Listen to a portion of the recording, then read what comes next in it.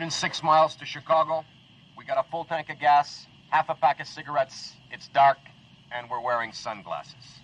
Hit it.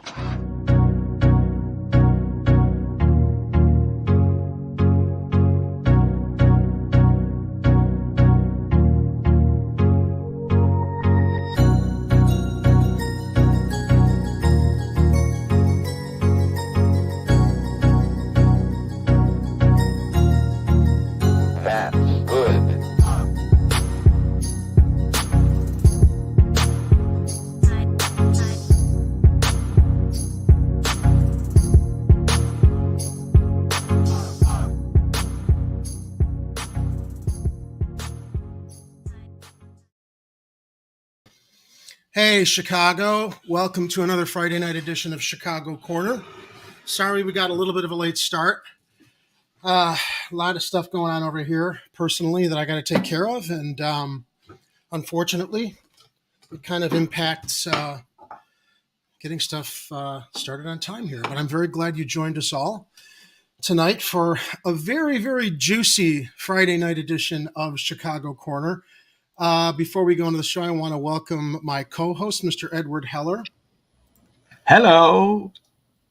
Of whom I want to partially blame for my tardiness tonight because Ed invited me to come by his house to pick up some pizza that was still in the oven that I needed to pull out before the show started to celebrate Pizza Friday. I wonder if he accidentally burned his house down. Now I had to, since you bring it up, I wanted to make sure I had some of Ed's Pizza Friday, ladies and gentlemen. Delicious homemade real deep dish pizza. How about that? How lucky am I to have a co-host that cooks pizza that's as good as anywhere you order from and carry out? Even luckier that yesterday was National Pizza Day, so I felt inspired and compelled to make a deep dish yesterday, so I had something to hand you on your way home today. And I was very grateful because I was out running errands and doing drop-offs and stuff. And it was nice to be able to grab some dinner and finally actually have some dinner tonight along with a tasty, tasty cocktail of Jack and Coke to go with my pizza. How about that? This is a mystery beverage. I think it had tequila in it at one point. I added some Mountain Dew just to make sure I don't pass out halfway through the live stream. All right. Pretty tasty. It looks like it. Let me make sure I have the first. I do have the first story queued up. Ed, what were we reporting on last week regarding the mayor's race and who looked like he was the big front runner? Who we thought that the media thought was the front runner? That Paul Vallas jerk. Yeah. How quickly the mighty fall. This broke last night. I love it. Another carpetbagger has come to Chicago. So Paris Schitz at WTTW, he broke this on Twitter last night. Paul Vallas is a front runner for Chicago mayor, but his legal primary residence is in South suburban Palos Heights. Wah, wah, wah, wah, wah. Is it any wonder that he and Willie Wilson are such good buddies, Ed, as we saw them palling around? Jerry, it's like we've talked about the residency issue before. And so I think we have to really take an inventory on our candidates here. We got 9 candidates. How many of them actually live in Chicago? Well, I went and took a couple minutes to find out. Jamal lives in Beverly. Brandon lives in Austin. Lori in Logan Square. Chewy in Little Village via Washington, D.C. Yeah, we're going to talk about why he wasn't at the last forum the other day, but because of his Washington, D.C. responsibilities. Go ahead. Cam is in Bronzeville. Sophia in Kenwood. Roderick is in Greater Grand Crossing. Willie is downtown. He must mean downtown Hazelcrest. Yes, he claims he's in downtown, but and you know what? It shouldn't have taken anybody challenging his petitions for the Cook County Election Board to cross-check records and say, sorry, you're out. Yeah. Same with Vallas, who decided to carpetbag into Chicago in 2022 and get an apartment here. Go ahead. Yeah, Bridgeport, that's a funny way to spell Palos Heights, Jerry. Yeah, it is. I'm wondering if he stowed his wedding dress in the basement in Bridgeport the way Rom did in Ravenswood. Oh, I'm sorry, it was Rom's wife's wedding dress while they rented it out to someone else. At least Vallas can lay claim to the fact he's not renting his Bridgeport apartment to someone else, although it's quite Hinky. What does that mean, Vince? Hinky. Oh, strange. Weird. Well, don't you say strange or weird? Hinky, that has no meaning. Always say hinky. hinky that he decided to suddenly rent an apartment in Chicago in Bridgeport in 2022, right before he filed all of his papers to run for mayor of the city of Chicago. Yeah, isn't it funny how that works? Yeah, it's also strange or weird. Yeah. So Paris went on to share in the tweet. Let's go into some details here. Oh, it's actually showing the screen that I'm looking at. That's cool. All right. So Vallas and his wife have claimed a homestead exemption on the Palos home every year, which establishes it as their primary residence. State and municipal law are opaque when it comes to residency requirements. Remember Rahm Emanuel and Queen's sister in 2011? Former Chicago Inspector General Joe Ferguson says precedent is established that one simply has to prove they have to go to bed and wake up in the same place for a period of a year to qualify. Vallas basically took a page from Emanuel's playbook. Yeah. And what does that say about his judgment? But where has Vallas actually physically resided for the past year? An examination of documents filled with the Illinois Board of Elections, Cook County Assessor's Office, and Secretary of State's Office paint a complicated picture. For instance, it's actually good placement with this overlay here where Rami's basically putting his hands on the tweets right there. Yeah, there we go. He's pointing to what we're talking about right here. For instance, Vallas lists Palos Heights as his home in a September 2022 campaign check he wrote to Alexi Janulius.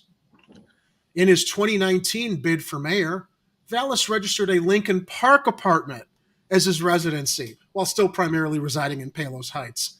That apartment belonged to his business partner, Tressa Pankovitz, who claimed a homestead exemption establishing it as her primary residence.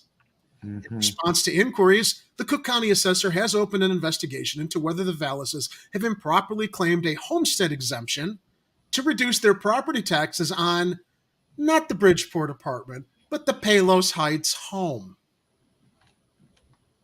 Catch the full story live at 10 p.m. tonight. Well, why don't we go to the story? Well, Paris reported on it, I believe it was earlier tonight, but there was another layer to this story which Schutz alluded to with the tax breaks at the Palos Heights home. So this comes from Heather Sharon at WTTW News. It gets juicier, even juicier than Ed's Delicious Pizza I haven't had a chance to take a bite into yet. Oh, well, Jerry, take a bite before you say it. No. I'm breathless. Come on, man. I have to keep my momentum going. Paul Vallas, one of the leading candidates for mayor of Chicago, properly claimed a home in South Suburban Palos Heights as his legal permanent residence, entitling him to tax breaks according to the results of a brief probe by the Cook County Assessor's Office announced Friday. Dude, can people who rent in Chicago get away with these tax breaks on their residences? Of course not. Only the rich who live in the suburbs, who decide they want to rule the city so they can do cushy deals with their buddies, privatize schools, as Vallas tried to do with Arnie Duncan, so they can get all that juicy lobbyist charter school money. Vallas, who's been registered to vote in Chicago at an apartment in Bridgeport for less than a year, declined to answer questions about his residency directly from WTTW News on Thursday. Instead, a spokesperson for his of course, they always trot out the spokespeople, right? Because they're too chicken shit to come out and yeah, you got me. All right, guilty. Spokesperson for his campaign issued a statement saying he lives in Chicago while his wife, Sharon, lives in Palos Heights. Ready? Ready for the sympathy card? To care for her elderly parents and 93-year-old mother-in-law. That has nothing to do with the exemption or where your legal residency is. But make sure to trot that out to curry sympathy with everybody, because then if we decide to hold them accountable, it's because we're being mean to them, because they have elderly parents to take care of, which I completely empathize and sympathize with that, but it's also completely irrelevant to the narrative of this story and the motives behind what Paul Vallas is doing. Disingenuously, quite disingenuously. It's also a terrible spin, because what it basically means is that he took off into the city and left his wife to take care of the elderly parents and the mother-in-law while he goes and does his little vanity run for mayor. That's right. Very good point. I like that. I like that angle. I like that spin, Ed. Vallas was born and raised in Chicago and has unquestionably deep roots in the city, according to a statement from the campaign according to a statement from the campaign released Friday. He's lived can't be that deep, Jerry. No. Sorry you know what the problem is? I had to move your pizza to a a little TV tray here before Oreo parked his furry butt on it. Oh. So I'm juggling reading a story, monitoring him not sitting on the keyboard, monitoring him not sitting on your pizza. I would highly suggest, and producing a show. I would suggest maybe cutting off a corner for Oreo and then stick it at a table far away, and then take a bite out of that before he sits on it. There might be something toxic in the pizza. I don't know. I mean, there's some ingredients that are toxic to cats. I'll get to the pizza. I just want to figure out if cats can eat pizza. Maybe someone in the live chat knows. So he has lived outside the city due to various positions in other cities over the years, but he has always maintained his close connection to the community. Vallas, the former CEO of Chicago Public Schools, owns his home with his wife Sharon through a trust formed in 2007. Because that home is occupied by its owner, it is entitled to an exemption. The Cook County Assessor's Office opened a probe into whether the trust that owns the Vallas property in Palos Heights also owned a home in Monee, Illinois, 40 miles from Chicago in Will County, after investigators determined there was evidence that the same trust owned both properties. Is there enough smoke here to see that there's a fire with this guy who acts like he lives in Chicago, acts like he's a Democrat, wink, wink, right? We talked about that last show, how he's using the D because he knows he could never win running as a Republican. And as we're going to get into another story in a moment regarding analyzing his motives behind wanting to backpedal the consent decree as related to something his son, who's a cop, was involved in another state, sheds a lot of light. And let's not forget the Fraternal Order of Police endorsement, which adds more smoke to that fire as far as what Vallas's views are in regards to police accountability. You're going to say, Ed? Jerry, I love how this story is focusing on whether it was okay for him to take tax exemptions. Like that's an issue we give a crap about. Yeah. The whole issue is about whether he lives in Chicago or not. Or what his motives were for moving to register and file paperwork so he could carpetbag his way into town as mayor when he spends no time here, except when he's campaigning. And it's, so he's basically, he just has a house or a home in Chicago so he can claim a Chicago residence. Pretty much. That's all it is. That's all it is. We need to clamp down on that stuff. It's smoke and mirrors. It's rules for me, not for thee. Okay, because Chicago cops and firefighters have to live within the city of Chicago. This guy, oh no, I'm going to go rent an apartment, and then I can run for mayor. These people, Ed, know how to twist the law, ask their attorneys how, and isn't it surprising to me that it took this long for it to come out? That's what's actually quite shocking to me. Yeah, I mean, nobody else who tries to run for mayor can get away with this, except for Willie. They would burn Brandon Johnson or Jamal Green. You know that. Yeah, but they don't have money. They're not a rich guy with money like Willie Wilson, or they're not a rich corporate executive as Vallas has been throughout the majority of his career. Yeah, and look, I mean, residency is a requirement. And if you can't live here for at least a year before you run, you can't run. It's as simple as that. You should drop out. Vallas, you're corrupt, you're too old, and you don't even live here. Drop out. Look who's chiming in the live chat. I remember a time when Rahm Emanuel was running for mayor and he lived in Ravenswood, and every Republican in the city, including constitutional conservative, had their hair on fire. But now that it's Paul Vallas, the new great white hope, get it? White hope? The white knight. Now what works for Rahm works for Vallas, as if that's an excuse to let anybody get away with it. No. Upton say what? Yeah, right? Vallas is in this race because Bernie Upton is dead. By the way, let's give a nice shout out to everybody who's joined us in the chat. And I also want to make sure I don't forget thanking our Patreon supporters, Kathy Powers, Dominic Palella, Shane Coughlin, and Dr. Howard Ehrman. We've got Warren from New York, Extra Bull in the chat. Hey, Warren, Big Mr. Firebird, Kathy Powers, as always. Who else is joining us tonight? Constitutional Conservative, Miguel H., Hardlands Media, looks like Kit's there. Where Pilgrim, Pyramid 7. Welcome, one and all, to the Friday Night Bitch Fest on the corner, on Chicago Corner. It's not a bitch fest. This is schadenfreude for me. For anybody who doesn't know what that word means, it's delight in seeing somebody rise so high, suddenly being taken down so low as a result of their own misjudgments, while they assume they're going to be able to get away with anything. And suddenly they're not so Teflon as far as the optics refocus on what they're really doing and what they're really about.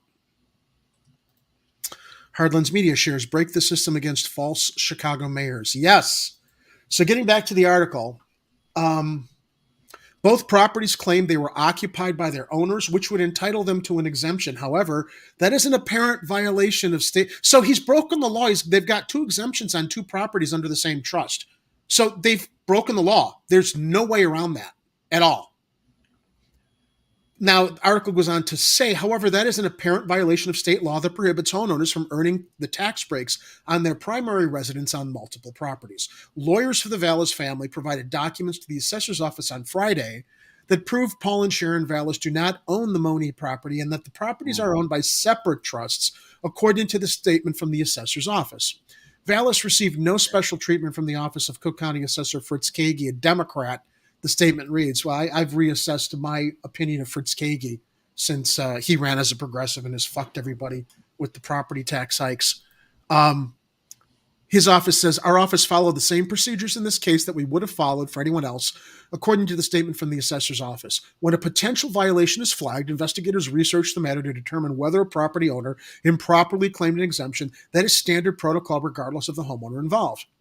Vallas moved from Lincoln Park to Bridgeport in January of 2022, using that address to register to vote in March of 2022. Not even a year ago. That's just, we're early February. So this is 11 months ago. Calculated so that he could run Chicago and have all the privileges and monarchy and royal aspirations that Lori Lightfoot has right now, that she enjoys. Okay, so registered to vote in March of 2022 and to form a new campaign committee, Vallas for Mayor, with the Illinois State Board of Elections in April of 2022. Vallas moved to the second floor of a Bridgeport apartment building because it was more convenient for his work and family, his campaign spokesperson said. That's the best they could do. If you wanted to run for mayor of Chicago, why didn't you move here like years ago, dude? Why are you living in Palos Hills? Why? If you love Chicago so much, shouldn't you be living here? Between mid-2017... Shouldn't be just like a minor inconvenience to move here just so you can run things in the city that you didn't want to live in the first place. That's right. Shades of Darren Bailey, isn't it? Until he decided to carpetbag into town and go move into the Sears Tower. No, the Hancock building after knocking Chicago for as long as he did, but realizing that wasn't really good campaign strategy as far as it came to running for governor. All right, give me a second. I got to see which window. Here we go. bring that screen back up. We're in this article here. Okay, so between mid-2017 and January of 2022, including when Vallas ran for mayor in 2019, he lived in a Lincoln Park apartment that he rented from Tressa Pankovitz, an employee and campaign volunteer. He used a he rented a campaign volunteer's apartment so he could qualify to run in the city of Chicago. Pankovitz, who initially answered a request for comment from WTTW News and promised to call back, did not answer subsequent calls and messages. The heat is on. However, when Vallas contributed $250 to Democrat Alexei Janulis' successful campaign for Secretary of State in September, Vallas listed his address as Palos Heights. Ding, ding, ding, ding, ding. That's a bingo, according to records filed with the Illinois State Board of Elections. A spokesperson for Vallas said that was an error and would be corrected. You know how you can correct the error? An error to move to Palos Heights or an error to list your address as Palos Heights? I think they ought to look at the check. I think they ought to order a copy of the check and see what address is on the check. I think that would make it pretty clear and end the question and the debate regarding where he actually believes. What about his driver's license? I wonder if he's changed his driver's license to his Bridgeport address yet. Oh, here we go. Vallas also used the address of his home in Palos Heights for his consulting business, according to documents on file with state officials. A spokesperson for Vallas said that was done when Vallas was living in New Orleans more than a decade ago. Well, given that it's been more than a decade ago, isn't that a decade too late to update the documents? Why would you have 10-year-old information on the documents on file with state officials if you really live in Chicago? I see someone's ready to weigh in. It's definitely hinky, Jerry. In fact, I know that I shouldn't even be here, but I was monitoring your live stream chat, and I noticed that there was a really important question here from Constitutional Conservative. He says, wouldn't you prefer Vallas over me? And obviously, you would not, because if you think that the fascist police state that Chicago is right now is bad, just wait until Vallas gets in as mayor. Hey, I should use that as a campaign commercial. I'm sure she'll get on that real quickly. Gotta go. No, actually, Constitutional Conservative, I would prefer Jamal Green or Brandon Johnson over Lightfoot, Vallas, and Garcia, all three. All three of these establishment status quo candidates are the worst possible choices for the city of Chicago because, Vallas has been touting his record in Philadelphia. I've been reading on social media, people in Philadelphia were just like, this asshole came into town, ruined Philadelphia, then ran out. The same way that he ruined stuff here in Chicago when he was partnered with Duncan when Ron was mayor and bailed out of here. Plus, let's not forget, Chicago mayoral candidate Paul Vallas was under fire during the last election for CPS handling of a sex abuse case during his tenure as schools chief. Everybody forgets that when he was CEO of Chicago Public Schools, there was a sexual abuse scandal that he failed. He did not want to investigate. What's happened since then, Ed? How many Chicago Public Schools sexual abuse or grooming scandals have we reported on in the past year? I can count at least 3 or 4 in the past year or two. Within 2 years, 3 to 4 stories, because that culture was allowed to continue to fester unchallenged and taken out because they don't want to investigate sexual abuse. That would put bad optics on leadership that isn't doing anything to protect students, vulnerable students. That's how I look at it. You know what? The worst possible, but the most. There's nothing viable about them, Lou. Nothing viable about them at all. Because you think they're viable and because mainstream media says they're viable is why we're going to get stuck with one of the three again. One again or the other two. And let's talk about Chewy. And they're the 3 worst. They're the 3 worst. Chewy couldn't make the forum the other day because he was in Washington at the State of the Union address.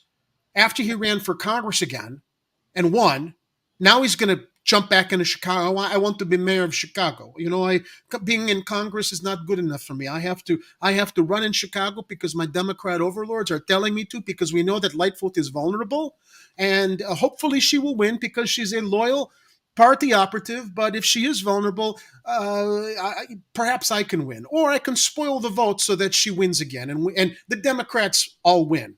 Cook County, Chicago, state of Illinois. That's what Chewy's there for. Or Bernie Epton 2.0 and Paul Vallas. Okay? Whoa, I'm on a roll tonight. Can you tell I'm feeling much better? It's, you know, I don't know, but it could be the smell of really good pizza. That's all right. I got to take a bite. I'm going to let Ed chime in while I enjoy some of his pizza. Yeah, I don't know how much more there really is to say about Vallas other than he's an absolute terrible choice. He's too old. He's got one foot in the grave. The only solution he thinks for fixing this city is throwing more money at the police. Well, we've been doing that for decades and we've gotten nowhere. So what's the definition of insanity? As Jerry often says. Yep. It's the definition of insanity is doing the same thing over and over again, expecting different results. Yeah. And that's what we've been doing. I mean, throwing money at the police, blowing the dog whistle of more money to police, less crime. Yeah. It has not worked for decades because the money you're throwing at the police is not investing in the communities, is not providing opportunities, job training, reopening mental health clinics to give the most desperate and, dare I say, a lot of, unfortunately, people with mental health issues, the ability to overcome them. What are you smiling at? I'm just looking at the live chat here. Actually, you know what? Yeah. Biden's completely unacceptable also, Lou. And you know that. You know that. You know that that's our opinion. So don't bring up Biden. Yeah. Biden's been too old for like 15 years. Yeah. That's a straw man argument because we agree with that. So actually, you know what, Lou? Since we can all agree that Biden is too old, wouldn't you agree that Paul Vallas is too old, along with his failed quote-unquote experience as a CEO and a corporate tool from Chicago to Philadelphia and who knows where else in between? He's too old and out of touch. He's not going to be able to see modern solutions to the problems we're having in the city. We have a lot more candidates who are more in tune with that. And the three that keep being fed to us in the mainstream media are the least of the candidates. They are the worst. They're the ones that are causing the problems and continuing the problems because all they do is just continue the status quo. You want things to change in the city for the better? You got to change who you're voting for. And you got to change your perspective on what that looks like. What's going to make the city better? Is it funneling more money into the police while city services and social services and healthcare support and mental health clinics and all those things just kind of suffer and languish? I mean, even though Lori says she's opening a bunch of mental health things all over the neighborhoods, are they the ones that we really need? Or is she just basically pandering right now? And let me add to that, Lou, constitutional conservative, if Vallas really was the right choice for Chicago and you think that he's the great white hope that the city needs, why hasn't he moved here sooner to be more involved in civic engagement as opposed to just popping out every election, sticking his head out of the hole because he wants that gold ring? We have one other video regarding the Palos Heights property exemption story. I sent you the link in the private. Let me see if I've got sound here, though. Sound? I do not hear it. Are we hearing sound on my end? No. Okay, run yours. Paul Vallas claiming both allegations made against him are false and a rush to judgment. Now the Cook County Assessor's Office has cleared Vallas, and the question also appears to be moot as well. It's not moot. Not at all. It isn't. Vallas rules for thee, not for me, not for him. Be moot as well. Paul Vallas frustrated and angry about a report that falsely accused him of property tax and residency fraud. I think they made a big mistake. The report said Vallas and his wife. Tough shit, Chrome Dome. Go ahead. Tough titty. Tough titty, Chrome Dome. The report said Vallas and his wife claimed a homestead property tax exemption for this home in Palos Heights, as well as one in Monee. The Cook County Assessor's Office launched what they called an erroneous exemption investigation and discovered the Vallases never owned a home in Monee, only the one in Palos Heights. In a statement, the office saying neither she, Sharon Vallas, nor Paul Vallas are receiving homeowners exemptions elsewhere. The investigation is concluded with no violation. As for the question of residency, Vallas says that allegation that he doesn't live in Chicago is false as well. He says he has rented an apartment in this Bridgeport 2 flat since January of 2022. Wow. What a long history to be living in Chicago, to really have your finger on the pulse of the issues here in an apartment that admittedly he barely spends time in unless he's here for business, because he does have his wife back in Palos Heights caring for the elderly parents that he doesn't give two squirts of shit to go help his wife take care of. You know, rich people have all this extra money where they could just rent a place in the city and say they live there. Do you know why I'm so why I'm relishing this story, Ed? Because it exemplifies and demonstrates what we talk about all the time. Rich people, elites, those in political power, they live by a separate set of rules than the rest of us, right? A moot point. This is not a moot point. If it were you or it were me, we'd be gone. Okay, we would be tarred and feathered out of town on a rail. Vallas, it's a moot point. We really want the white guy to have a good chance. So, we're gonna see if we can, investigate this and use any loopholes that are possible to get him out of it. I don't know how any loophole is gonna reduce the optics on this to show what a liar, what a phony, what his true motives were in renting an apartment in 2022 when he doesn't even live in this city. How clear can it be to Chicagoans, aside from those who are all afraid of crime? And Paul Vallas, he's going to save us from crime. He's going to throw more cops on the streets. He's going to save us. It's such unmitigated horse shit. Yeah, and I don't mean to derail us completely, but I was listening to the radio this morning, the one that all the old people listen to, WGN. And I listen to it for the traffic and the weather, but and also to hear the BS version of the news. But they also played the political radio ads, and they had the Willie Wilson ad on there where basically it's like, oh, everything's crime, you should be scared, blah blah blah. And it's like we'll make it better because, and then Willie Wilson comes on at the end. That's all they got. That's all they got. All they got is fear. They just want to make you afraid to vote for, and then go ahead and vote for them because you're afraid. Because you're afraid. Then you got candidates like Jamal who are coming out and like there was something on social media, and I didn't save the link unfortunately because I was catching it on the run. But a whole panel of I don't know if they were moderators or analysts, but they're like, Jamal's the only one who's talking about the root causes of crime, and that's why he stands out, and that's why we like him. And I know that a lot of other candidates have adopted those solutions as well. So look, back to constitutional conservative. Whether you think Jamal is going to win or not, I will vote for him. And win or lose, if he loses, I will look at myself in the mirror the next day and say, that sucks. The guy I voted for lost, but you know what?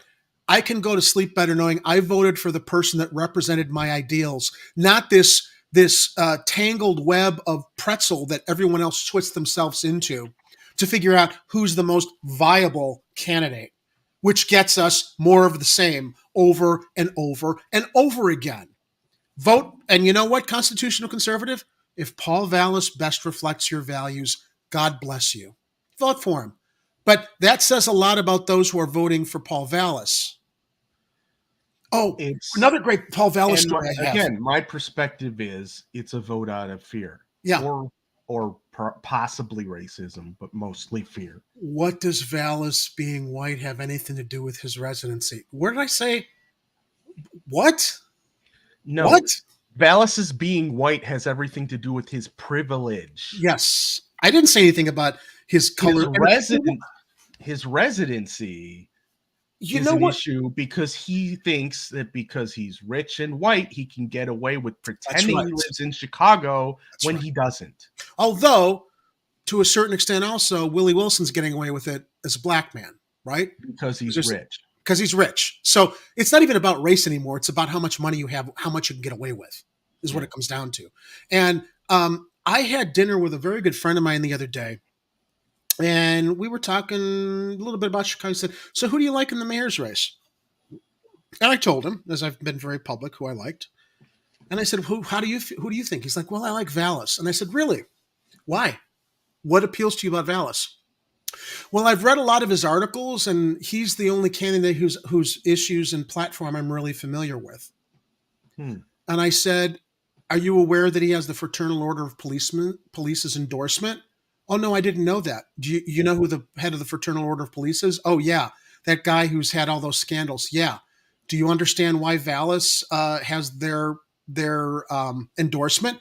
"Because he wants to roll back the consent decree that is supposed to hold cops more accountable." Well, my friend was actually concerned about that. And I said, "Well, here's another thing. Are you aware of the sexual abuse scandals that happened while Paul Vallas was CEO of Chicago Public Schools that he would not investigate? Does it not bother you that he would not want to investigate allegations against CPS staff that engaged in sexual predatory practices against Chicago school students?" "Well, no, I didn't know about that." And I'm like, you know what? Here's the thing. I'm glad that you told me what appealed to you about him because you'd read some of his articles. But I said it would probably really behoove you to check out the platforms of the other candidates. Because if you're only voting because your very, very nominal attention or familiarity with the candidates, because that's the only one whose articles that you've read, whose policies regarding economics you agree with, there are eight other candidates running. So the next day I sent him the link to Block Club Chicago's list of all of the candidates and all of their platforms. And I said, "Hey, buddy, whoever you vote for, here's a good starting point." Yeah. And Block Club Chicago also has interviews with all the candidates. I said, "We've got a few on our Chicago Corner channel, not as in-depth as I wish they could be. But I said, I would really encourage you before you make your choice." I'm like, I'm up to my neck in this shit every Tuesday and Friday with my co-host Ed, reading and analyzing the stuff that a lot of people don't have the time to pay attention to. So I'm telling you, ear to the ground, I can authentically tell you what we sense is going on and what mainstream media is missing as we talk about these other issues that, no one can tread on because they don't want to cut off access and they want to be all polite. Time for politeness is over with. I really applaud Schutz and Sharon over at WTTW that they found this story and they got it out there 3 weeks before the election to really show what a scumbag this guy is and how he carpetbags into Chicago the same way Rahm Emanuel did after they didn't want him in Washington anymore. Yeah, we're pretty fortunate that Block Club Chicago got their act together before this election season started because the content they're providing to us is extremely valuable. Not just us on this channel, but for you. Yes. The viewer, citizens of Chicago, to actually get real information about all the candidates. Last election, you probably wouldn't have known who half the candidates were or been able to even find that information anywhere easy to access because you had gatekeepers in the two main newspapers. And maybe if you were lucky, they would do articles in the Daily Herald. But if you wanted to get in-depth information about every candidate on the ballot, that wasn't going to happen back when Rahm was running. This time around, you've got, or even when Lightfoot was running, this time around, you've got all that stuff that Block Club has accumulated. You've got all the episodes of Chicago Corner where we've talked about the candidates and covered the stories that maybe you guys didn't even know about. And so, go ahead, Jerry. Let me also state, the friend I had dinner with the other day and the other friend I had lunch with Tuesday that I referenced, I admire them both. They are smart, intelligent people, but they're so wrapped up in their lives and what they have to take care of. They don't have time to look at the details as we are analyzing them here. And a lot of details that don't come out if they're just catching sound bites, tuning in the 6 o'clock news locally here in Chicago. You really do need to take time reading articles in depth at the Tribune, Block Club Chicago, the Tribe that reports a lot on goings on here in Chicago, especially when it comes to police reform that's needed, as we're going to go into in another story. That's the problem, man, is like really smart, intelligent people who want to be informed, that they don't have the time to really, but you know what? It really doesn't take that much time. Well, you can listen to us in a car ride. You don't have to watch us. You can put your YouTube on and listen while you're driving. Yeah, and really, it's like all through the week, what me and Jerry are doing is we're monitoring social media and checking to see if we get updated stories from the other publications, and we check YouTube and all the other things to see if there's any stories that might have fallen off the radar or might be of interest to you. I'm fine. You know, we dig these things up. Occasionally a story will pop in, like, you know, chicken wings. No, we still don't know where they went. But the lady's being prosecuted for, you know, basically embezzling 11,000 cases of chicken wings from a suburban school district. Here's an idea. How about you hold your faux conservative, teabag leaning, extreme right conservative wackos accountable, and we will continue to hold our fake progressive and dinos accountable. Because you know what, Lou? We do. Are you holding your side accountable? I don't see that happening. I see all the conservatives and all the Republicans who love listening to Jimmy Dore. They're listening to him because he beats on Democrats, because unfortunately our side doesn't hold him accountable. I don't know of any, and if there are any, Ed, you can correct me, or perhaps constitutional conservative can correct me. What news outlets aside from Democratic ones, are there any Republican news outlets that, or conservative leaning news outlets that hold the right as accountable as the right wants to hold the left? It'd be nice portions to of the know left are doing. Yeah, I don't know where they are. They're not really on my radar. It doesn't mean they don't exist. You know, and to be fair to people who are on the quote unquote right, you know, there's actually some good things going on in the House of Representatives right now with Republicans asking grilling questions. They just had recently a hearing on Twitter censorship. Yeah. Aside from Bobo, who decided to make it all about her. Did you see her rant? Yeah, well, I mean, Bobo, the sugar daddy. You're always going to have a Sarah Palin type or some sensationalist type, and we had those basically on all spectrums of Congress, and all they're there to do is basically obstruct and distract and showboat for themselves.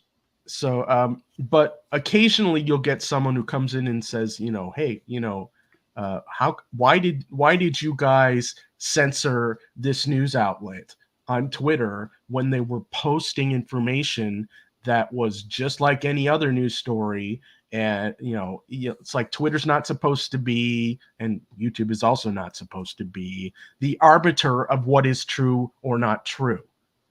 If you want to look into that information, you know, if you challenge the information that is coming out of a news outlet, then you go through the normal channels like everyone else does. That would also hold them up to the standard, Ed, of being editors, and thereby being being responsible or being accountable to be held to levels of slander and libel. All social media platforms. Oh, no. We're not editors. We're not publishers. We're running whatever, you know, we have our safeguards in place, but we're not publishers. Bullshit, you're not publishers. You're entirely publishers, which means that you should be as accountable as the Washington Post, the New York Times, or any other news organization that goes to great lengths to vet what they publish. If YouTube and Twitter are going to these great lengths to vet what goes out on their platforms, then they are publishers, because they have editorial creative content on what goes out. And by the way, you bet your sweet bippy, Lou, I am. He is. Anyway. Yeah, and let's also make sure that people understand that YouTube's algorithm, they program that not just for your quote unquote safety, but they are clearly censoring you. They are adding information into that algorithm to censor information. They did it during the pandemic.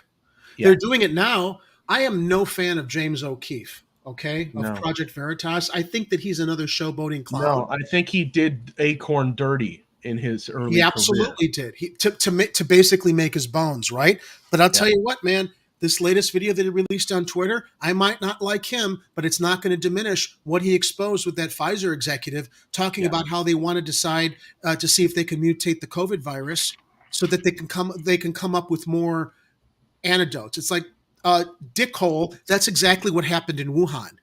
You're talking about gain of function, that some moron doesn't decontaminate properly before they leave the lab, and we've had a 3-year global health emergency pandemic with millions dead because you guys decided it's a good idea to mutate a virus beyond the range that anybody should mutate something because you think you're going to protect us from it, and now you're selling vaccines for the pharmaceutical cartel to get rich off of. Okay, I'm not anti-vax. I took the vaccination, and I'm glad I did. But I took the vaccination because it was my understanding I wasn't going to get it and I wasn't transmittable anymore. And that was a lie. Now, it helped boost my immunity. I have no doubt of that. But I haven't gotten a booster since then. And because of everything, because of... I won't go into it. You did what?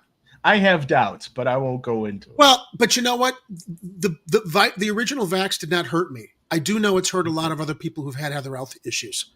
That cannot be denied. So why is it being forced on everybody now? We had 6 months to a year for them to develop something that they claimed would protect us and not let it transmit, but it did. They told us masks would protect us. Now they're saying they didn't. Fauci actually said in the beginning, masks make no difference. Then he said they do. Now he backpedaled and said the reason I said masks don't work is because we wanted to stockpile them for the medical professional community because we were worried about running out. But that's no longer an excuse in light of new studies that have come out with other medical professionals unaffiliated with Fauci that are just like, you might prevent it a little bit, and it might give people a sense of security. And I don't think that there's a reason not to wear masks if you're around people who are vulnerable and have comorbidities or immunity issues. You should be respectful, and you should put on a mask. And you shouldn't be an asshole all about your freedom and politicize this as like a tribal team sport mentality issue if you're around someone who's had health issues that you don't want to potentially infect. You know what? If it makes them feel a little bit easier, you should want to let them feel easier and put a fucking mask on when you're around them. Take it off when you're gone. The politicization of all of it. I don't know how we got on. Oh, because of Project Veritas and journalism. Yeah. And the fact that they released that video, and it's just like going back to publishing and censoring. I got us back there, Ed. Okay. You know, Twitter and YouTube are censoring that video when it's like, why are you censoring it? He got an executive from Pfizer on the record talking about what they're doing. That's journalism. You don't have to like O'Keefe. He's the other one who shared that video of the CPS private school teacher here in Illinois who was bragging about using, you know, all kinds of like sex toy paraphernalia that middle school kids don't need to know about, right? When people show you who they are and they reveal who they are, whether it's a hidden camera or not, you can't dismiss that because of your political bent. That's news. Those are facts coming from the people who the videos were shared from. Anyway, going back to Twitter and Boebert and tribalism and, you know, the two parties and constitutional conservatives' original point that we need to hold the progressives and the left accountable, we are. You hold your side accountable, constitutional conservative, and then I can take you seriously. And Lou, if you want to clue us into anyone on the right you think needs to be addressed or shouted out, just send us a note. Let us know who we should be putting our radar on the right and reading the Riot Act too. Because, I mean, it does take a village here, right? It's a team operation where you guys in the live chat and us, we work together to get the information that we think everybody needs to know. You're focused more on the left because, unfortunately, most of the left isn't. And Kathy, how does one know who's vulnerable? We don't. Honey, if you tell me you're vulnerable and you need me to wear a mask, I'll wear it around you. That clearly people who are vulnerable that know they're vulnerable and have health issues, so long as they are vocal about it or they're wearing a mask, I have no problem wearing a mask around you if you feel that I need to. Okay? We need to be told. and then we will. But aside from that, if everyone else is running around without masks because they feel that their immunity is okay, or they don't have the comorbidities or other health issues, I don't think you can dictate to the rest of the world, we've all got to wear masks because of a minority that need them worn, but I will wear them around the minority that needs me to. I would also recommend doing a little research into the information, the viability of the effectiveness of masks, because new information has come to light lately. I won't go into details here, but you can look that up and understand whether it actually makes sense for someone to wear protective masking, or the kind of protective masking that you need to be wearing. But getting back to the live chat on a really important item I just saw from Kathy Powers, an economic report today, the price of chicken wings has gone down due to an increase in supply, Jerry. I think that's something you need to chase down. Where did that increase in supply come from? Kathy, I would say anybody who's got health issues would know if they are or not, or they should check. We can't all just shut everything down. We can shut down for those that need us to and protect properly. I'm not saying everybody should run around willy-nilly, but Ed, you spoke to this one time we were talking about this. You put it I think you framed it much more better than I could here in regards to I can't remember how I said it, but the truth is, it's like we should protect the vulnerable, but yes, we can't do that by putting everyone else in a plastic bubble. Yes, that was, you said it's something like that. You know, it should be, we should find ways to protect them that doesn't affect the rest of everyone else going on with the rest of their lives. And it's not meaning to punish or insult or make anyone angry or offended. It's just that it doesn't make sense to do it the other way around. Yeah. Yeah, and that's no disrespect to the vulnerable or those with immunity issues or comorbidities. I'm completely empathetic to that. And as I said, I put on the mask for half the forum when we were with People's Response Network. They had a mask mandate policy in place. I couldn't wear the mask while I was huffing and puffing, hauling all my camera gear in. But when we were set up and when we were shooting, I put my mask on. It just wasn't viable for me to have trouble breathing in the moment that I had to set up equipment. But I respected the fact that there was a mandate in place after that. So anyway, are we done with the Vallas story here? Let's finish the rest. Can you run the rest of that? Well, I don't know how much time it's going to take to eat this. Yeah, I could run the rest of that if it's still here. How many minutes are left on it? We got about a minute left. I'm going to go through my pizza in the microwave. You run that minute. All right. More than a year before the election, as required for him to establish residency to run for mayor. He's been here for at least over a year or so. I see him all the time, dashing in and out in the morning, at night. Vallas says he and his wife live separately for family reasons and because of his various jobs that have taken him around the U.S. and even out of the country. My wife lives in the suburbs because she takes care of her two elderly parents, and she takes care of my elderly mother. When we returned from Philadelphia, she elected to move back to the suburbs and across the street from where she lived and where I was born and raised, and allow me to go off and do what I do. Allow you. He's so full of crap. What color are his eyes? Are they brown? He's that full of crap. Vallas says, as one of the front runners in the mayor's race, he expects the attacks. He says he wants an apology from the assessor's office and may ask the inspector general to investigate. The assessor's office says it followed protocol in the investigation. No, Paul. No, Paul Vallas. We want an apology for you wasting everybody's time by running for mayor in an overloaded clown car because you felt like you deserved it. We're done with you. It's over. Go home. Not to Chicago because you don't live there. Did the video finish? Yeah, the video's over. Cool. All right. Speaking of Vallas,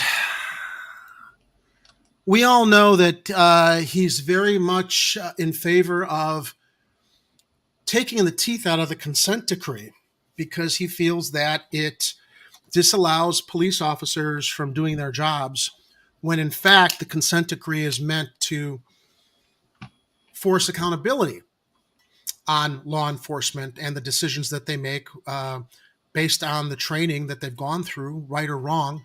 And we do think that, the culture of law enforcement is such that maybe the training has to be reformed when you've got so many cops who decide to elect a guy like John Catanzaro to represent them in Chicago, and you've got a small handful of good cops, amongst which I know one who's like, yeah, we're in the minority here, and it's very, very difficult for us to, drop a dime on bad cops because there are good cops in the department who are actually worried about their own safety, surrounded by the corruption and this prevailing attitude that cops are under fire all the time and nobody respects them. It's like, we respect law enforcement. We don't respect the abuse of power and authority. It's what it comes down to, because law enforcement is not meant to act as judge, jury, and executioner. So now I'm not going to, this is a little complicated to get into because, what Paul Vallas's son is involved in, his career choices, whatever, I don't know his son. But I do know the details of this story as reported by Tribe. And I do think that the prevailing connection to a family member who's in law enforcement that's involved in a story like this does explain his worldview in regards to his son. His own family member is under the microscope for something very questionable that happened during his service as a police officer. And I think that probably colors his attitude about why Chicago police should be allowed to just do whatever they want, and that this consent decree should not hold them accountable, because clearly there are laws and a microscope on his son that are holding him accountable along with other officers who fatally shot a man in Texas in 2022. So let's get into this story as reported by Tribe and Jim Daly. Mayoral candidate Paul Vallas' son, Gus, was one of 3 San Antonio police officers who fatally shot a black man who was fleeing in March of 2022. Oh, right around the time that Vallas decided to file paperwork and run for mayor of Chicago. What an ironic side note there. A spokesperson for the campaign confirmed on February 8th. The family of the man, 28-year-old Kevin Donnell Johnson Jr., told Texas Public Radio the officer shot him 9 times. San Antonio Police Chief William McManus said at the time that all 3 officers shot Johnson. In a body-worn camera video, the San Antonio Police Department released in April of 2022, at least 10 shots are audible. Johnson's sister told Texas Public Radio that officers hit Johnson, who was on a bicycle, with their patrol car at the start of the chase. He's on a bicycle, they're in their patrol car. The San Antonio Police Department did not acknowledge whether this occurred. Currently, the Bexar County Criminal District Attorney's Office Civil Rights Division is reviewing the shooting of Kevin Johnson. A spokesperson for the District Attorney's Office in Bexar County, which encompasses San Antonio, told the Tribe. In a statement to the Tribe on February 8th, the Vallas for Mayor campaign wrote, "The matter was the subject of a complete investigation. Gus Vallas was found not to have engaged in any violation of policy and was returned to full duty." We're not going to show the video. But according to the SAPD, Officer Gus Vallas, who'd been with the department for 4 years, was one of 3 police who began chasing Johnson because he was wanted on a warrant for parole violations and a weapons charge. In the video, hey, you know what? Great. If he's a warrant for patrol violations and a weapons charge, it doesn't mean you hit him with your car and decide to gun him down with 10 shots. Okay? We're not Judge Dredd here. We're not the Punisher. In the video released by the department, the officers chased Johnson on foot until he waded across a creek and stumbled up the far embankment. Now let's take this into perspective. Guy on a bicycle, 3 cops, a car that tries to knock him off of his bicycle, all cops get out and start pursuing him on foot. Weapons charge and parole violations or not, I would be fucking terrified for my life when I had 3 white officers chasing after me like that. With that kind of escalation, not de-escalation. One officer can be heard shouting, "Get down, boy." As he attempted to climb the creek's far embankment, Johnson stumbled, fell to the ground, and rolled onto his back, at which point officers shouted that he had a gun in his hand and opened fire from the other side of the creek, killing him in a barrage of shots. If they're on the other side of the creek, they must have really good vision. Or hearing. Right? They continued to fire after he was motionless. According to the SAPD, other officers recovered a handgun near Johnson's body. Uh-huh. Do I even need to like go into speculating on how often handguns are found near bodies afterwards that they realize? And I'm not saying that's what happened here. I mean, look, we don't have to say that sometimes cops might want to plant evidence or lie a whole lot about the shooting incidents they are involved in. Yeah. We don't have to say that. We're just kind of, saying that, that could happen. It could. We don't know if it happened here, but there've been enough incidents where it has happened that make us take pause and ask. It's possible. And this is Texas, by the way, right? Where Uvalde happened, right? Where all the cops in their fancy cowboy hats and their expensive body armor couldn't go into a classroom and take down a shooter that had killed kids with his semi-automatic weapons. This guy with the handgun who's running in the opposite direction across the creek, whose gun they could see, they decided to take him down. Because you know why, Ed? Because he was being hunted like a rabbit. They were following Vallas's buddy Willie Wilson's decree that perps get hunted down like rabbits. Now, Ananda Tomas, the founder and executive director of Acts for SA, a San Antonio organization that advocates for police accountability, told the tribe the body camera footage shows a, quote, firing squad that shot Johnson as he was running away. At the time of the shooting, Tomas attended protests and advocated for the release of the body-worn camera video. The officers involved were aggressive from the start. Is there any wonder or surprise in that? Not shocked by that at all. They clipped Kevin's bike when they saw him, so they already set the stage for this young man to be fearful for his life. I'm ahead of the story. Texas Public Radio reported that after the shooting, community members gathered at the scene. After officers pushed them down the street, a scuffle broke out and Johnson's mother was left bruised by police. In June of 2022, the Chicago Police Department amended its foot pursuit policy as a result of the fatal shootings of 13-year-old Adam Toledo, who had dropped a gun and raised his hands when he was shot, and 22-year-old Anthony Alvarez, who was fleeing with a gun and was shot in the back. The updated policy prohibits foot chases for minor offenses or simply because someone is fleeing. It allows officers to use their discretion in cases when someone has committed or is committing a crime that poses an obvious threat to any person. Now, Let's expound on that, though. If you're chasing after an Anthony Alvarez or an Adam Toledo, and they haven't turned and started firing at you, and you're chasing them through occupied areas, as in the Toledo situation. I remember the cops were literally brushing past other people in that alley chasing after Toledo. What if they started opening fire on him ahead of time? They were escalating a situation in which other people could have gotten shot when there really was no threat to the officers in pursuit. And now, yeah, you can argue, well, the cops are there. They're supposed to get the bad guys and chase them. Yeah, they are, but not at the expense of acting as judge, jury, and executioner, escalating a situation, claiming they feared for their lives, and putting other people around the escalating situation in danger.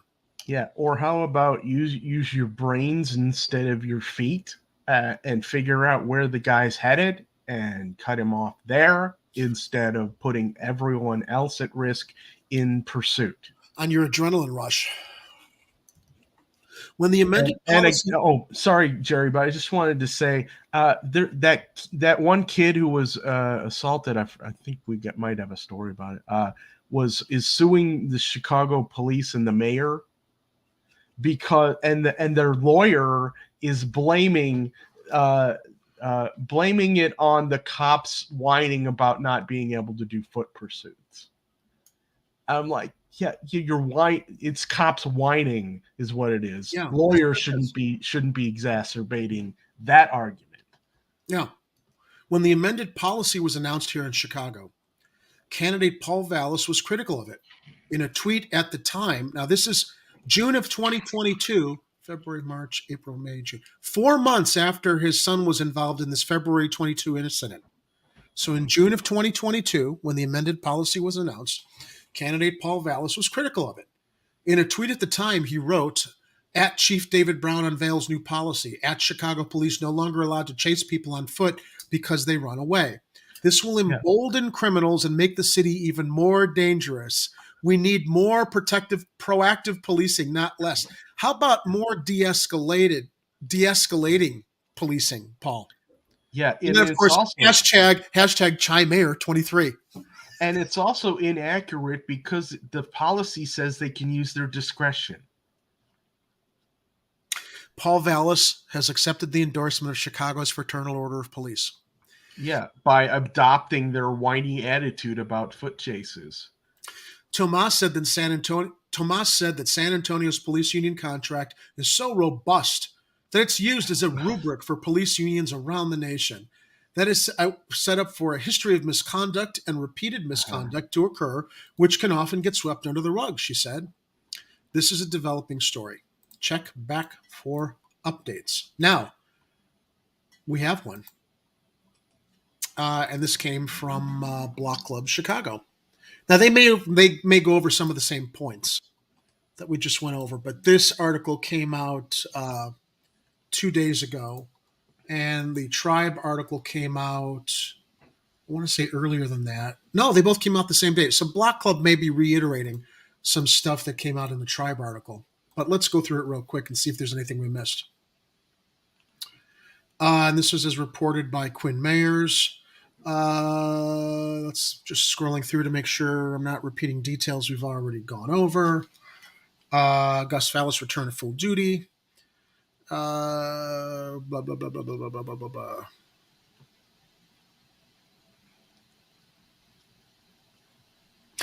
Footage from another officer's body cam, which has no sound, appears to show Johnson rolling on the ground and his back is toward at least one of the officers when the shooting occurs. They gunned him down like a hog, his mother Arlene Garcia told local media at the time. In the narrated, okay, so I also read, and I'm not remembering the reference, but I know I read, and I think I shared in Slack with you, Ed, that the police body cam footage had been edited. And I'm like, why would you edit that? Why not just release unedited as it happened? Why the need to edit that? And why was there even an effort to try to conceal that body cam footage? Because I think that they had to really push to get it released, but then they edited it. Now, well, we can't have that police cam footage of them allegedly planting a gun, can we, Jerry? That's a very good point. That speaks to our cynicism and mistrust regarding things we've heard and seen in the past. In the narrated video, Benavides said officers located a wanted person they had been searching for over several days. Johnson was on parole for assault of a peace officer and was wanted on warrants for felony possession of a firearm and violating his parole. I'm starting to wonder if when they put these warrants out, that they just tack on felony possession of a firearm to cover their asses when they go hunting for people who may have been on minor violations. One cannot help but wonder. The shooting prompted public demands for the San Antonio Police Department to reassess its policy for releasing body camera footage relating to critical incidents, according to local media. The policy was changed in late 2020, setting a 60-day window for police to make such videos public. After Johnson was killed, his family and community advocates demanded the footage be released immediately. A local congressman also said at the time, the city council should adopt a policy to make such videos public after 10 days. Now, San Antonio police made the video public April 1st. In a statement, they said all three officers were cleared by internal affairs following an internal administrative investigation. Bringing it back to Chicago, Vallas has been critical of reforms to Chicago's own police foot chase policy, which was updated last year after police shot and killed Adam Toledo and Anthony Alvarez. This was all on June 21st.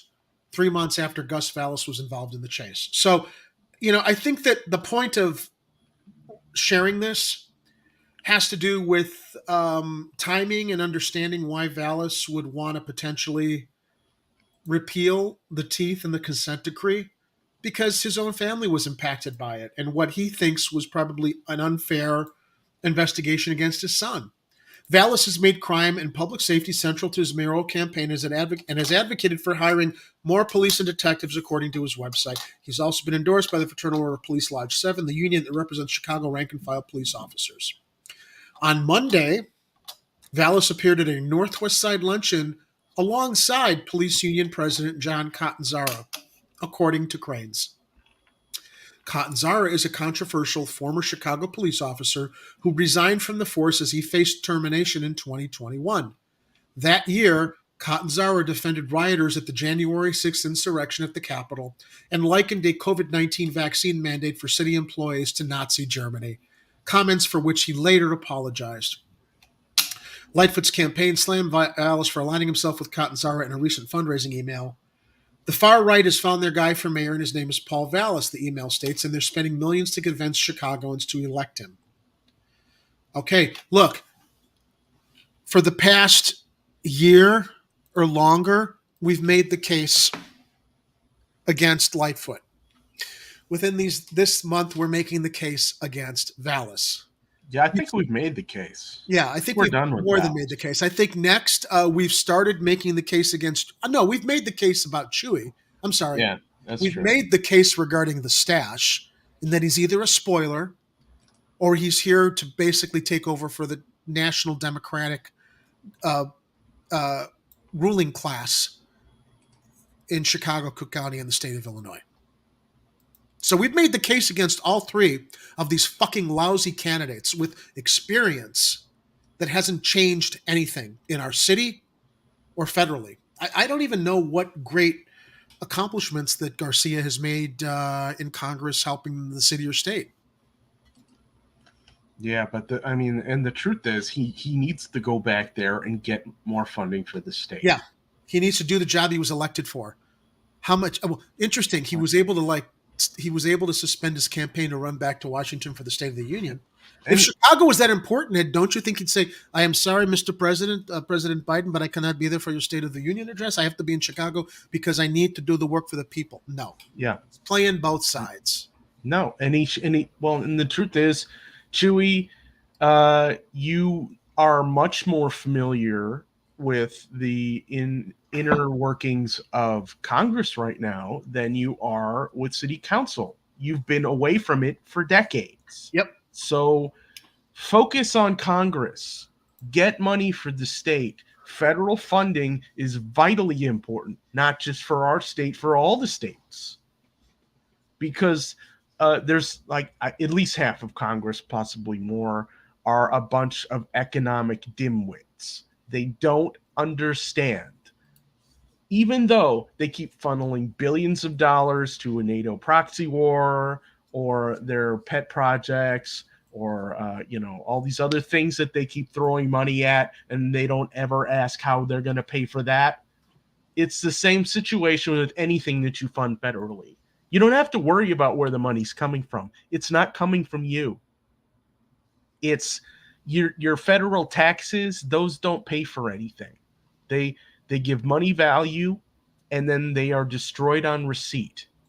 So you're like, how are they paying for all these federal things? Well, federal government creates the money. They are the issuer. We are their currency issuer. We are the currency user. States are currency users. The federal government is the currency issuer. That's why states need to worry about a budget and how to raise money for things. On the federal side, Congress never has to worry about how they're going to pay for something. They just have to decide to do it, pass a funding bill, and then you're done. That money goes where it needs to go. They can say, look, let's give each state, $100 billion. They could do it. Might it mess with the economy? Let's let the professional economists worry about that stuff. But the truth is, if they wanted to fund something, they wanted to do a real infrastructure bill, it would have been 10 times larger than the crumbs that they passed and keep glad handing each other over and claiming that it was such a great thing. Ed, I'm sending you a link in the chat. Can you have this queued up? In the meantime, Yes. just to recap, and thank you, Kit. Yes, we do want to break the system. The Chicago election will decide the future of this city. I am way ahead of you, Jerry. All right. Just to recap, Vallas' son kills people. Chewy's son kills people. Lightfoot's brother robs people. Am I missing anything? Thanks, Ed, for sharing that. Can you also check Rockfin? Because I do see here on YouTube, we have a comment from Dominic, one of our patrons, that this basically sets up an argument for using drones again during chases.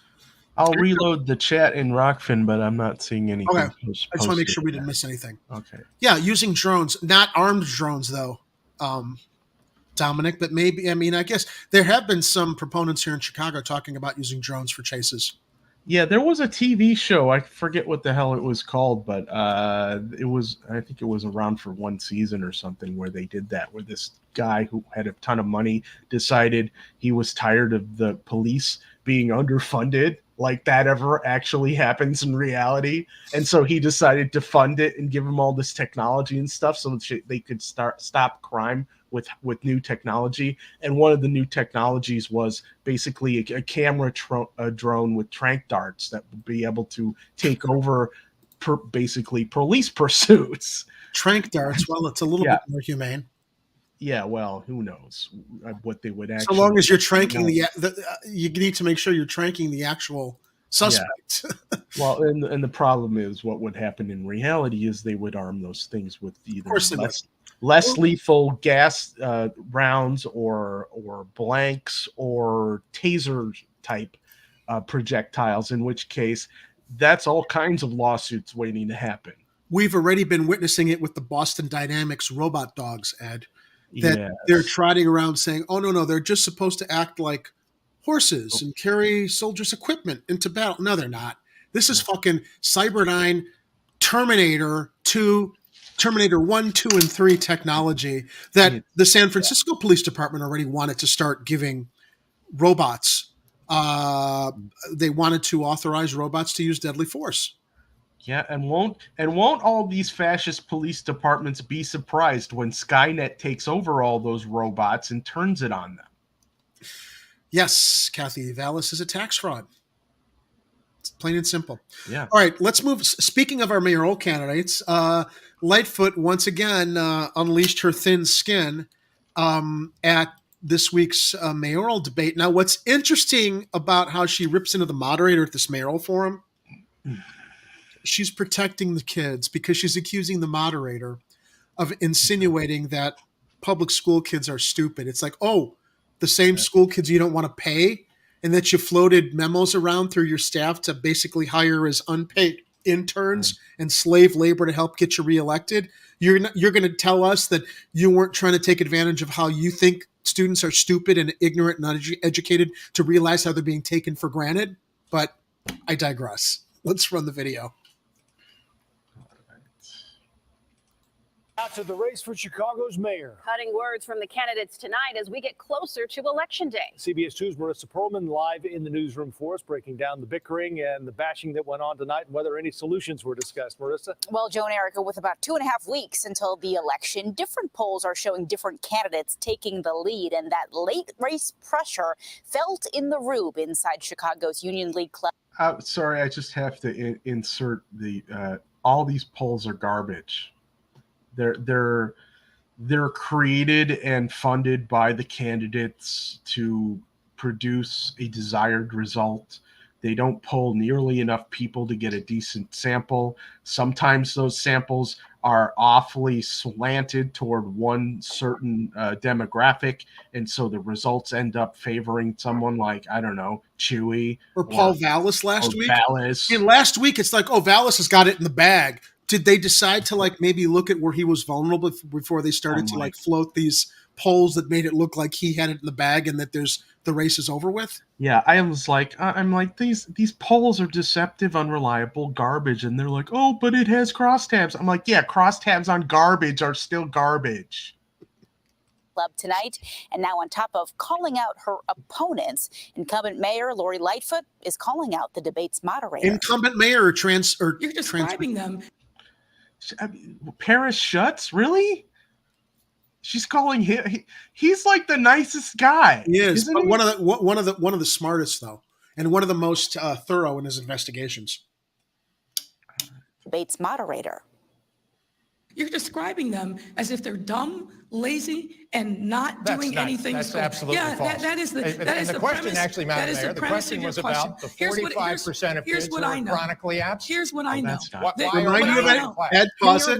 Okay, that's not Paris Schutz. This is the Fox forum. Okay. Remind you of anything? No, sir. No, sir. No, sir. You will stop speaking. You will stop speaking.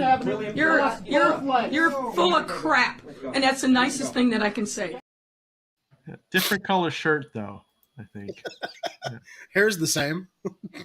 Lightfoot ripping into the debate moderator for asking about absenteeism in Chicago public schools.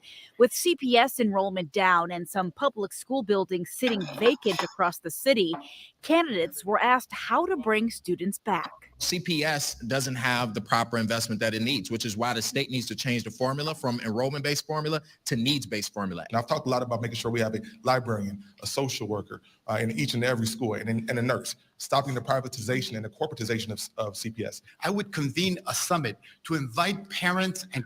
A summit? Like a gang summit stash? A summit.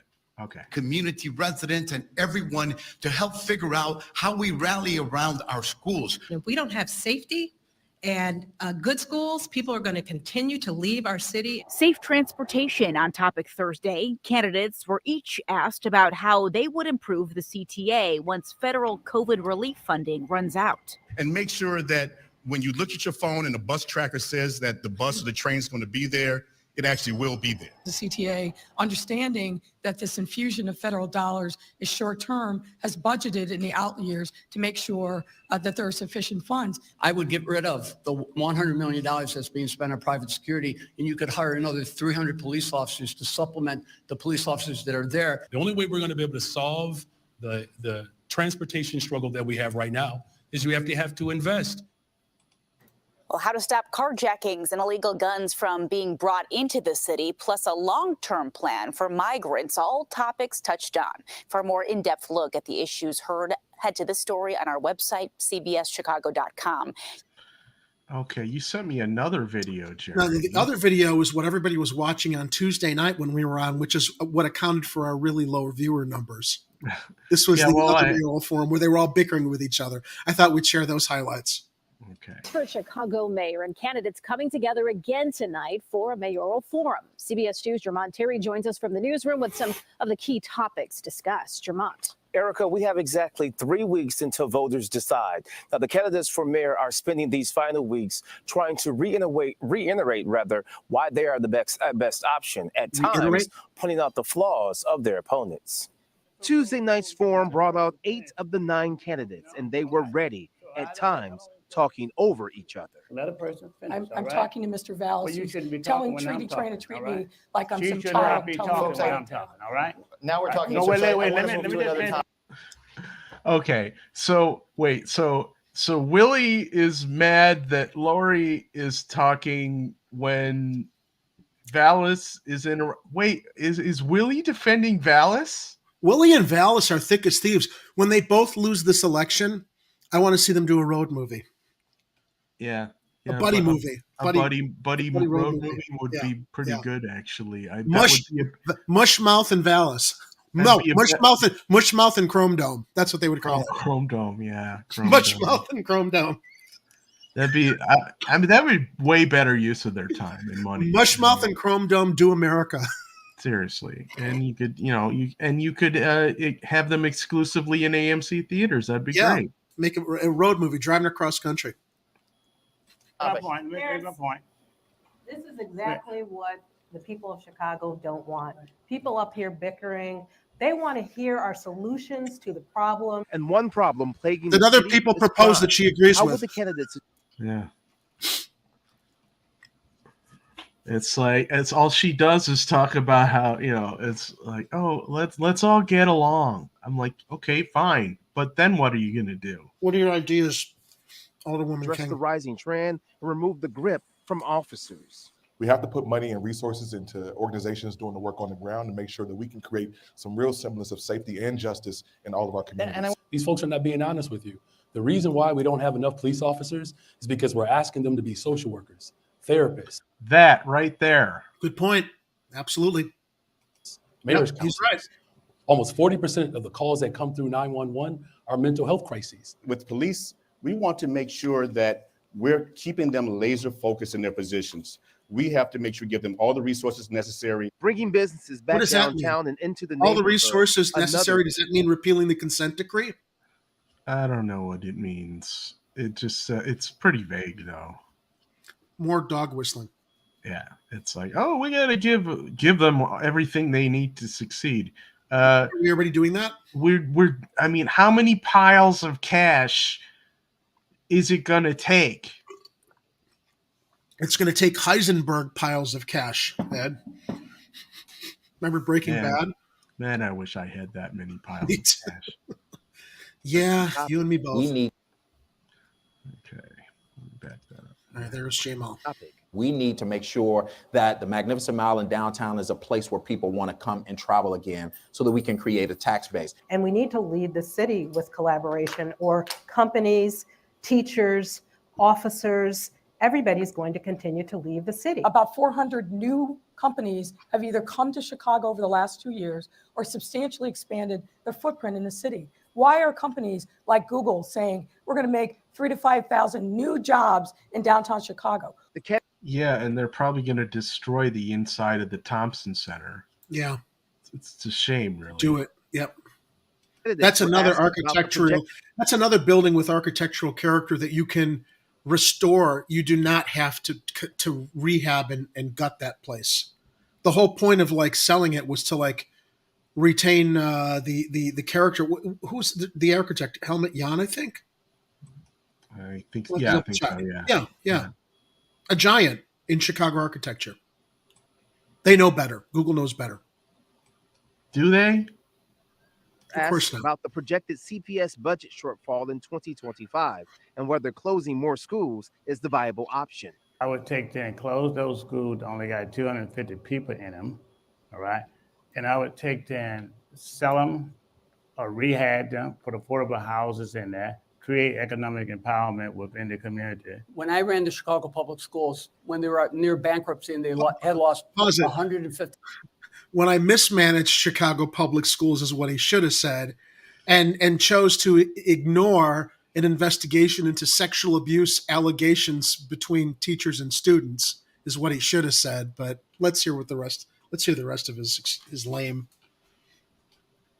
credentials. Students the previous 15 years. We pushed the money down to the local school level. All the schools became community schools, which meant they were open all the time through the dinner hour, over the weekends, over the summer. They were babysitters. 200,000. They're acting as babysitters. Yeah. Kids engaged. Now, candidate and Congressman Jesus Chuy Garcia did not make tonight's forum. He was in D.C. for the State of the Union address. Yeah, and he should stay there. Stay there. Yeah. Do your job. Do your job, Stash. In the newsroom tonight, Jermont Terry, CBS 2 News. Joe. Thanks, Jermont.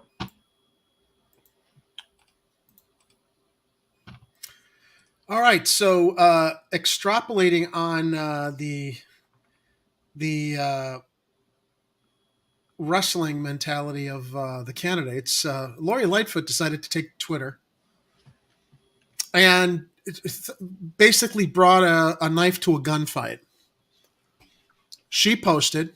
You want me to read this, or you got it? No, you go ahead. You let Lori read it. I'll read Burton Johnson's response. Brandon Johnson said that defunding was not only a solution, but a political goal. While other candidates debate how much we should defund CPD, we're making record investments in community-based violence prevention, and law enforcement.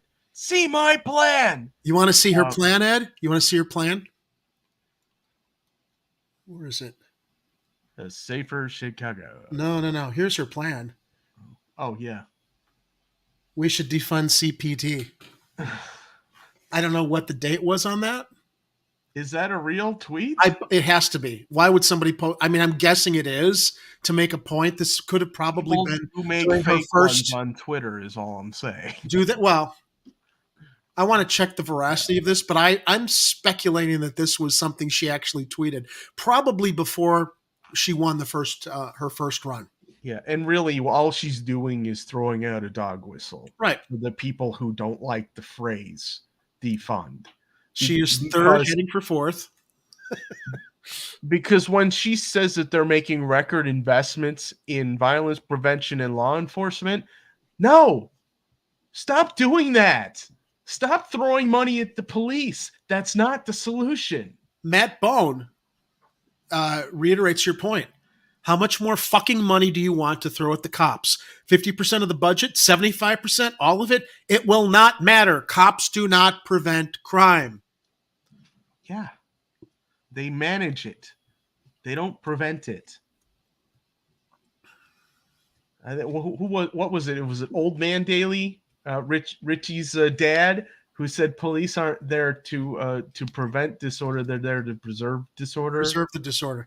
Here's a nice blast from the past of Lori and Ivanka Trump.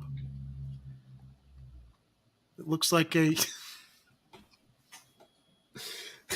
I was going to make a vanilla and chocolate ice cream joke, but... If God help me, if you do one of those 2-inch shorter jokes, Vasilatos, I'm going to shut you down. So... And don't anyone dare promote this channel or support this channel in any way by going to patreon.com/Chicago Corner. Don't do it. Another great tweet came from Boz Coleman Stolly, who shares, Brandon could come over and poop on my living room floor and I would still vote for him over you. Oh, wow. Okay.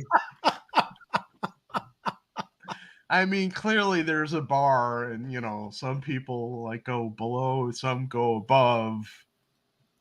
All right, so let's go to Brandon Johnson's response. Okay.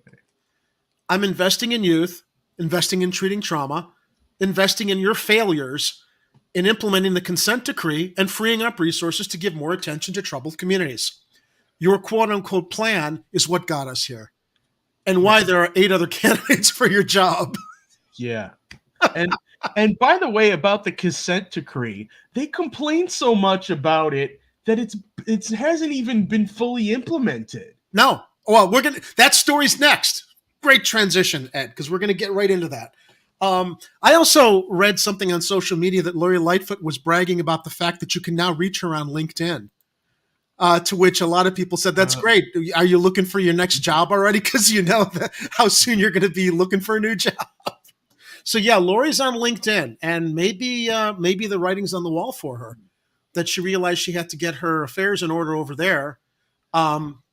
Yes, I'm on LinkedIn, and because it's fairly clear that I'm going to need to reach out and network for my next gig fairly soon, I want you all to connect with me on there and let me know just how much you love me and Chicago Corner. Can't come but soon. Mostly Chicago Corner. Yeah. What a fucking bitch, am I right? I beg your pardon, what did you say? All right, transitioning into our next story, Ed, which you so gracefully allowed me to do with your last comment. The consent decree is not even in place yet, which makes it very difficult to debate what the issues are in the current mayor's race. This comes from Heather Sharon at WTTW News. Sluggish pace of Chicago police reform effort complicates public safety debate in the mayor's race. When Lori Lightfoot ran for mayor in 2019, she vowed to swiftly implement the court order requiring the Chicago Police Department to change the way it trains, supervises, and disciplines officers. That order was issued after a 2017 federal investigation found officers routinely is a very powerful word, violated the constitutional rights of Blacks and Latino Chicagoans. But as the consent decree prepares to enter its fourth year, progress has been anything but rapid. With the city in full compliance with 3% of its requirements, 3%, according to data released That's a dog whistle too, by the way. 3%. by the Chicago Police Department. Look it up. Oh, I don't know the reference. Sure. That's okay. No, sure. I need to know. Oh, okay. Give me a second. Okay. Let's see if I can do this quick enough. Yeah, here we go. Illinois Nazis. I hate Illinois Nazis. How does 3% relate? It's a rabbit hole. You don't want to go down that on this show. All right. You have to tell me afterwards. In that Patreon show, we keep talking about after show that we never actually implement. Yeah, we need to do that. I mean, it's an idea that I think we're kind of coalescing into, like a Jerry and Ed rant about anything the hell they want on Patreon kind of show. Without worrying about getting struck by YouTube by having it on the regular broadcast. And that's probably going to be the title of the show. I mean, it's a little long, but don't we already do that here? I mean, I guess it's like afterthoughts. It's stuff that we're after the show's over with. We'll talk for like 5 or 10 minutes after. It's like, that went well. Oh, we should have talked about this. And it goes into whole other off-topic stuff that's actually like really entertaining and engaging now. Yeah. Well, and also we don't have the quote unquote shackles of YouTube's version of the consent decree. Yeah. Okay. It's not really YouTube's version of the consent decree. It's something else, but I digress. So, the city in full compliance with only 3% of its requirements, that hasn't stopped Lightfoot from touting her efforts to bring real change to a beleaguered department that resisted 6 previous efforts at reform, claiming erroneously that the department is in compliance with 80% of its consent decree. She's claiming it's in compliance with 80% when it's only in compliance with 3%. In fact, the department is in full preliminary and secondary compliance with just 53% of the consent decree requirements. Wait. Oh, okay. Fourth year. The 3% had to do with it's 3% ahead in its fourth year. In total, it's in 53% compliance with the consent decree requirements. According to data released by the Chicago Police Department, it is not clear why Lightfoot's remarks did not match the data reported by the department. Lightfoot told WTTW News that when she took office in May of 2019, 3 months after the agreement was finalized by the U.S. District Court Judge Robert Dow, the city's compliance with the consent decree was in dismal straits.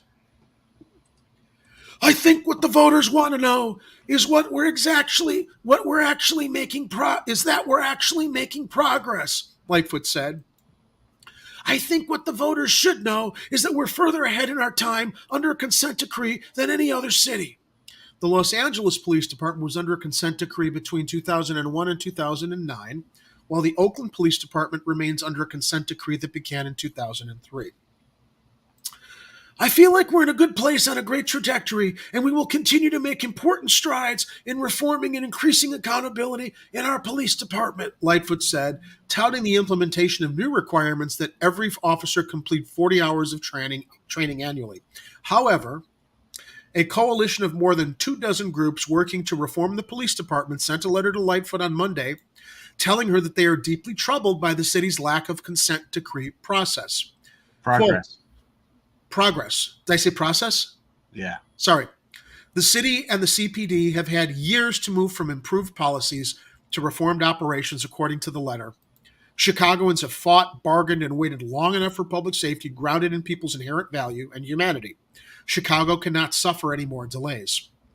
Efforts to reform the Chicago Police Department have been compromised in recent months by staffing shortages, according to a November report from Maggie Hickey, a former federal prosecutor who was in the court-appointed independent monitor keeping tabs on the police department's compliance with the consent decree. Those concerns echoed ones expressed by Robert Boyk, who was fired by Chicago Police Superintendent David Brown from his position as the head of the department's Office of Constitutional Policing in August. Now, Boyk was terminated after he asked Brown to reverse an order moving officers from the reform effort to patrol duties. Charlie Beck, who briefly served as Chicago's top cop in 2019 and was the chief of the Los Angeles Police Department while it was under a consent decree, told the Chicago Sun-Times that Boyk's firing would make Chicago's efforts to comply with the consent decree much more difficult. Well, why do you think they fired him? The original terms of the consent decree called for its reforms to be completed by 2024. That's just next year. In March, city officials and police brass acknowledged they would not meet that deadline and agreed to extend the deadline for the reforms to be fully implemented by an additional 3 years. That means whoever wins the February 20th election for mayor and takes office in May will find the consent decree at the top of their to-do list, along with the surge of crime and violence that peaked during the COVID-19 pandemic but is yet to recede. Go ahead, Ed. Yeah, I was just about to basically say what you read in the next paragraph. So basically, by extending it 3 more years, they're giving the next mayor the opportunity, kicking the can, to get it going. But yeah, I mean, here, get rolling on. They're. Well, obviously, the police unions are resistant to making any progress on man, and they don't want. Not only do they not want to be accountable to reforms, they don't want to be accountable to carrying liability insurance or taking settlement money that the taxpayers have to cover for their criminal abuses out of their pensions. Look, I mean, they're like a gang, okay. That's maybe going too far. These changes are going to happen. If you're a cop and you don't like it, then quit. I hear that Streets and Sanitation is hiring. Yeah, they're hiring, but they're still looking for bus drivers too. Too. The city needs. If you don't want to serve, but not as a cop. If you don't want to serve to the ideals of what law enforcement and real service are, don't take the job. A lot of cops do it, Ed, for the health and benefits. They're not doing it because they want to help people. It's just a job, or they don't want to live up to the ideal of what the privilege of what law enforcement is supposed to be. It's like, hey, man, I got mine. I'm here, and it's all about me, my job, my benefits, my own protection, my own safety. No, you're a peace officer, and you are given the important task of serving and protecting everybody, not just yourself. And if you're officers that are already working toward leaving the department because you don't like the way the wind is blowing, bye, see ya. Thanks for helping us redirect the funds for the city somewhere else where they're more needed. Get out and don't come back until you've redeemed yourselves. I mean, that's assuming you feel you need to redeem yourself. I mean, if you do, look, the city needs help. If you're not helping by continuing this broken system of so-called law enforcement, then find a different way to help that doesn't hurt people. Yeah, because that's the overwhelming problem. It seems, along with the crime, that any investment in infrastructure is not helping reduce, getting to the root causes of crime. The situation by too many officers is actually complicating it and making it worse. And I don't think that's why would anybody want to go into service and make it worse? All right, so the article goes on to say, Lightfoot vowed in 2019 to implement systematic reforms and innovations to bridge the persistent deep divide between city government and the CPD on one side and Chicago's residents on the other side in order to reduce violence. Lightfoot said she was uniquely qualified to achieve that massive goal after being appointed by former Mayor Rahm Fuckface Emanuel to lead both the Chicago Police Board, charged with disciplining officers, and the task force formed after video of the execution of 17-year-old Laquan McDonald by a Chicago police officer triggered widespread outrage and protest. Now, yeah, that was her calling card. I'm the police reformer. Mayor Rahm appointed me, so I'm best suited to reform the police department. And now that she's not.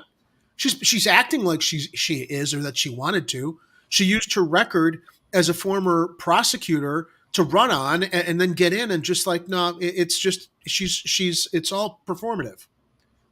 And what's funny though is that the cops see through it; they don't support her, but everybody thinks that she's actually like on the side of the cops, which she's basically enabling by not actually pushing to get the consent decree reforms in place faster.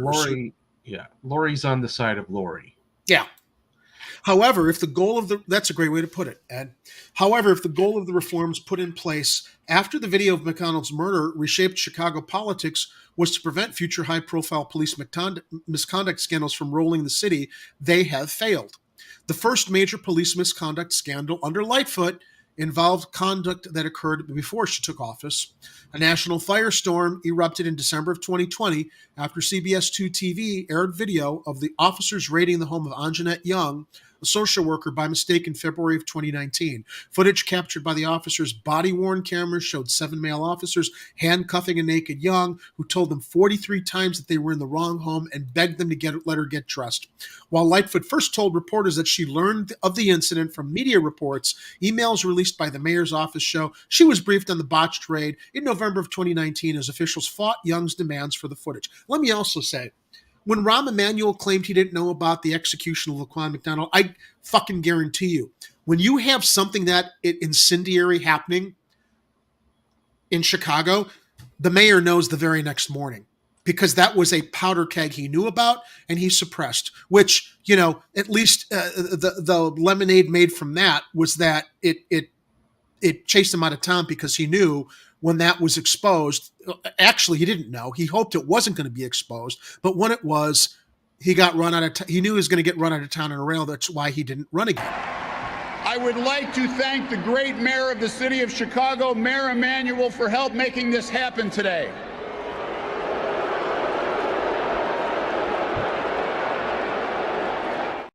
I want to thank him for helping evict himself from office, even though he claimed he took accountability and responsibility. I take responsibility for what happened because it happened on my watch. Can never get enough of that. I'm okay. You missed me, sucker. Yeah. Failing upward. All right, so yeah, getting back to the Anjanette Young video, though, while Lightfoot was pandering, I'm going to do something. She knew about that, and she lied about that too. She lied about when she said she first learned of the incident. While a probe ordered by Lightfoot cleared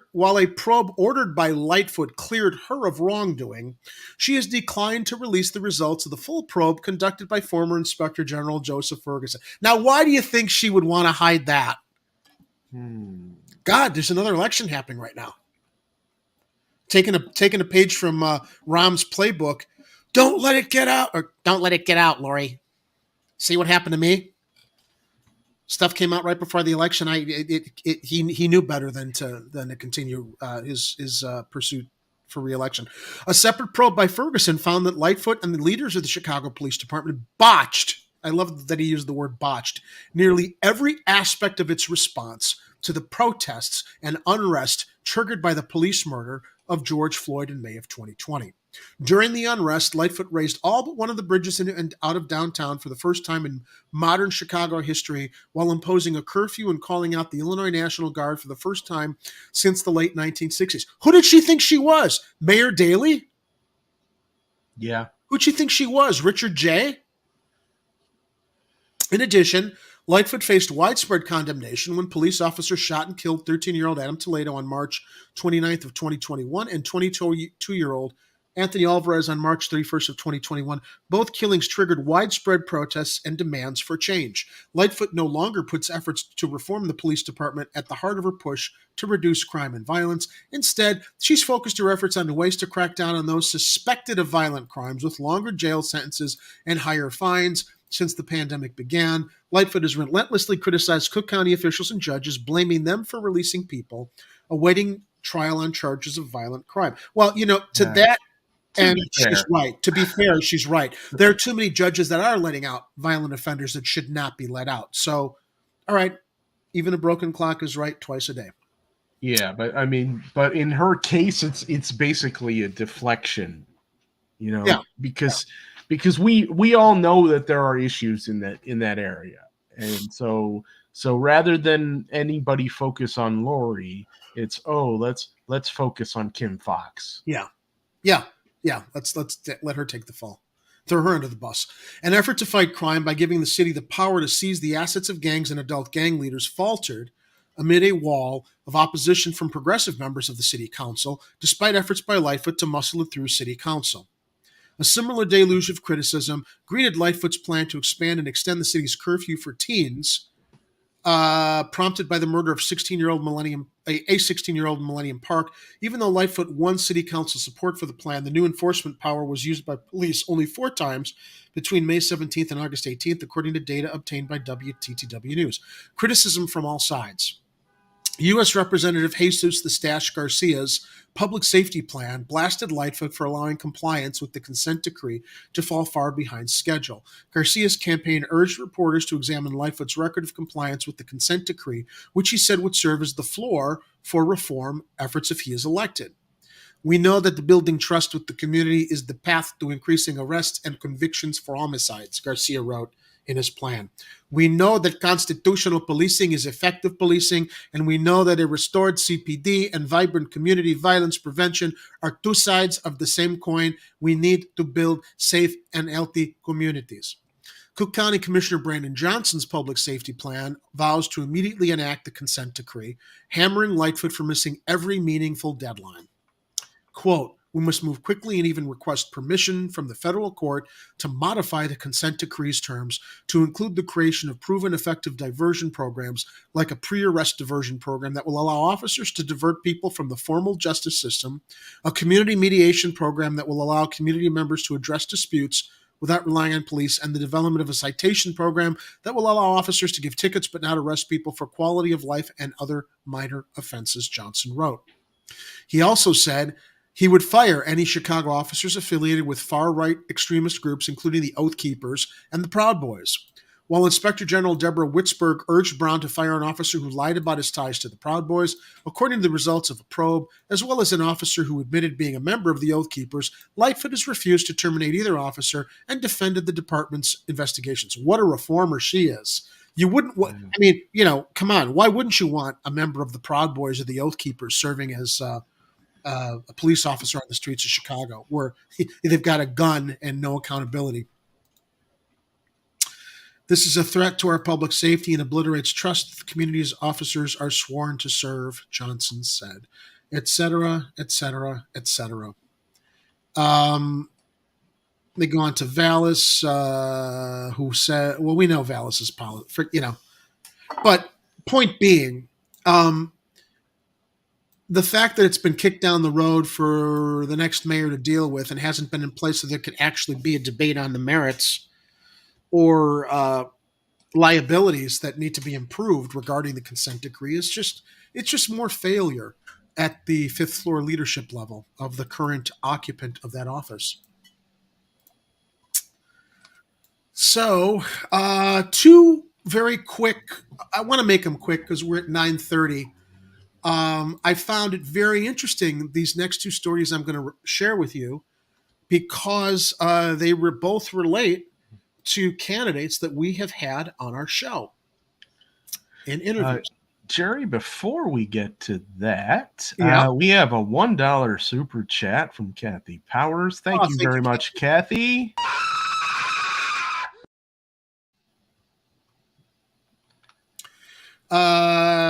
haven't looked at the chat. Kathy's referencing. Let's see here.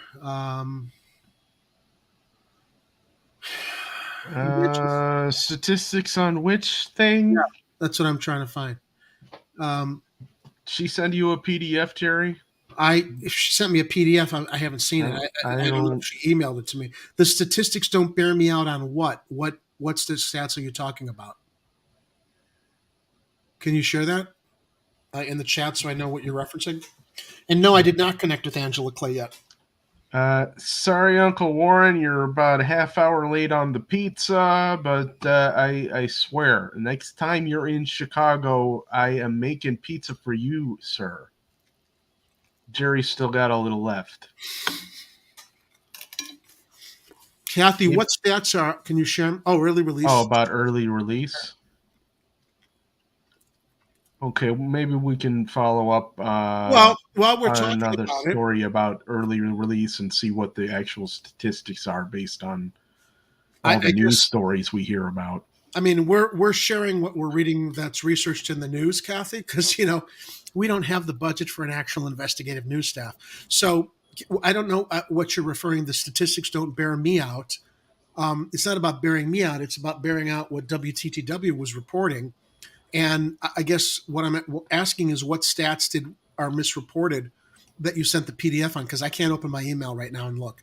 Something about the early release stats. So okay, we'll look into it. All right. So a couple months ago, we had Jim Ascot on the show, who was running in the 34th Ward. Yeah, we got an interview up on the YouTube channel with him. We do a really good interview, and Jim's a good man, which is interesting in light of the fact that he wants to have a public forum with the billionaire opponent that he's running against in the 34th Ward, and he did what's his name? Conway doesn't want to debate. Why wouldn't you want to debate? Why wouldn't you want to get in a public forum and share your ideas if they're the best ideas? Why wouldn't you want to be challenged by your opponent and tell your opponent why they're wrong and you're right? Well, Jerry, that Conway guy might not be a master debater. You could definitely have something there. Nope, you're jumping the gun. I was going somewhere, and were you going somewhere? I was. What did you say about? I was saying, Jerry, that Bill Conway guy might not be a master debater. You're probably right. That's the one I was looking for. Ow!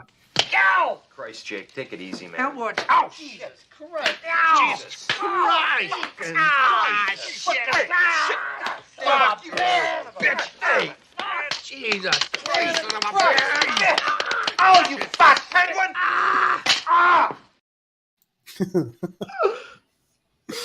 I'm dead. So Kathy says WTTW is a machine source. Are they? I mean, I've actually engaged in conversations and an investigation that Paris Schutz did many years ago. I mean, I don't know. I mean, I think they're probably the best news source in Chicago right now. They're hit or miss. I get what she's saying. Is that they are they often? compromised? It's more that they trust information provided by authority figures more than most journalists should. But they do dig and investigate and actually get to the heart of things, as they did with the Vallas story. Yeah, and they're selective on that. But yeah, I mean, they're if you have no other sources to choose from, you could do a lot worse than WTTW. Ooh, that's harsh. She's saying that they're like the New York Times. Oh, well, I don't read the New York Times because of all the hit pieces they like to do on people, along with the Washington Post, who also likes to do hit pieces on people. Yeah. We're kind of starving for. There is this graphic. I wish I had it handy, where it's an illustration of a woman who's basically going through the desert, and it looks like she's trying to get water, but it says reliable news source, please. She's out in the wastelands looking for a reliable news source. Well, I find that we rely a lot on Block Club Chicago here too. They seem to like get to the hardest. I mean, any news source you read, you should try and see if there's a slant or an edit, or is there a monetary influence or some other type of influence in the story. Follow the money. Yeah. Who benefits from this story? Ask yourself that. Well, let's get back to this story, though, regarding Jim Ascott and Bill Conway, as reported by Melanie Mercado. Debate me, says one candidate running for 34th Ward Alderman. Chicago's new 34th Ward has not had a candidate forum so voters can hear their two choices for alderman debate key issues. One candidate alleges it's because his competitor refuses to commit to one. With less than 3 weeks to Election Day, Chicago's new 34th Ward has not had a single candidate forum so voters can hear their two choices for alderman debate key issues before they head to the ballot box. One candidate alleges it's because his sole competitor refuses to commit to one. The 34th Ward race is unique in the sweeping changes it and its residents are facing. The ward was moved during the city's redistricting from the far south side into the middle of the West Loop and downtown, and the incumbent alderperson, Carrie Austin, is not running for re-election. Neither of the new ward's two aldermanic candidates, Jim Ascott, a commercial real estate broker, and Bill Conway, a Navy veteran and former prosecutor, have ever held public office. Despite that, they have not had a debate or candidates forum, despite voters already being able to cast their ballots with early voting and Election Day coming on February 28th. There's Jim and Bill. Ascott slammed Conway, who leads in endorsement and fundraising, this week, saying they were supposed to have forums, but Conway is, quote, refusing to debate him or participate. Jim says, until now, I've said nothing negative about Bill Conway. He refused to show up at the UIC forum to debate me, so it was canceled. He refused to show up at the South Loop Neighbors Forum, so it too was canceled, Ascott wrote in an email to supporters. Man, that's pretty low right there. When they have actual forums scheduled for these candidates, and he doesn't even bother to. Who expects him to actually show up for the job? Yeah, if he's unwilling to show up to discuss his ideas. That's it right there in a nutshell, Jerry. Well, after this article, we have a sister article regarding my ward, the 50th, and Muez Bawani and Deborah Silverstein. Silverstein, of which who declined attending a forum. We'll get. And I know this is a gigantic shot in the dark, Jerry. But Bill Conway, if you happen to hear about our live stream, you're welcome to come on and talk to us. Yeah, we had your opponent on, and we talked to him. We're happy to give you equal time. Although, given the fact I am not as qualified or knowledgeable about real estate and redevelopment as Jim Ascott is, I'd prefer to hear Conway and Ascott talk to each other. And I know that Jim would treat him with nothing but respect and deference. We could host a debate here, I suppose. I'll reach out to Jim and see if he can get him on. We can invite them both. If they got a Tuesday or Friday evening free in the next couple weeks. Yeah, we're running out of time. And by the way, we did email all the people we're reaching out to come on the show. And I actually said we've got 5 more shows until the election. So if you want to come on and make a case to our viewers here, please join us. But we're still waiting. So Ascott and Conway were set to participate in a Friday forum hosted by a University of Illinois Chicago political science professor. The questions were to come from students as the school is part of the 34th Ward. Ascott said the university told him Conway canceled, so the forum won't happen. Organizers confirmed to Block Club the forum was canceled, but didn't say why. They decided to cancel the forum because it was only going to be me. They thought it was unethical to proceed without the other candidate, Ascott said Tuesday. Yeah. You know what? They should have if it wasn't going to be a moderated forum or debate, then they should have just had Jim there to answer questions. Why? Yeah, making an interview at that point. Hey, he's present. He showed up. Why punish him? Why restrict the students at the University of of Illinois there from hearing what Jim's ideas are. Why shut him down? Because the other guy is too I have to be kind. Is too adverse. Chicken shit. You can say it, Jerry. We invited him to the show, so I don't want to be disrespectful here. Hey, look. Look. I mean, we're saying hypothetically, it's a chicken shit thing to do. It was. Absolutely. And the South Loop Neighbors Forum also isn't happening. Director Roger Marsh, that the group has had 4 possible dates for a forum, but Conway was unavailable for 3 of them, while Ascot was unavailable for 1. Marsh said he wouldn't put blame on either candidate. By the time we found a venue that had a few days that were available, the candidates already had other things booked that night. Okay, I'm going to call bullshit on this because you know what? As much as we're disappointed we cannot have more candidates on our show that we are reaching out to, that know we exist, okay, I can forgive it because I see them on every other night of the week doing a forum or a debate across the city. This guy Conway, the election's in 3 weeks and he hasn't participated in any public forum to discuss his ideas or present his platform. Jim came on our show and Jim is very, very, very available and present with the media to share his ideas. Okay, so Marsh said he wouldn't put the blame on either candidate. I'd put the blame on Conway is what I would do because that's bullshit. 3 weeks to election day, and this guy does not have the cojones to come out and share what his platform. Why should he, Ed? He's related. Isn't he the son of a billionaire or something? Yeah, clearly he has nothing invested in. Yeah, he clearly has nothing invested in actually winning these things. He doesn't care. Yeah, this is a status thing for him, or he's a placeholder for people who have influence. So, Abbott, I guess, is a choice for 34th Ward. If you're asking us, should we vote for the guy who shows up or the guy who doesn't? Ed, your signal's kind of breaking up there. I don't know if it's. Am I breaking up? You were a moment ago. Oh.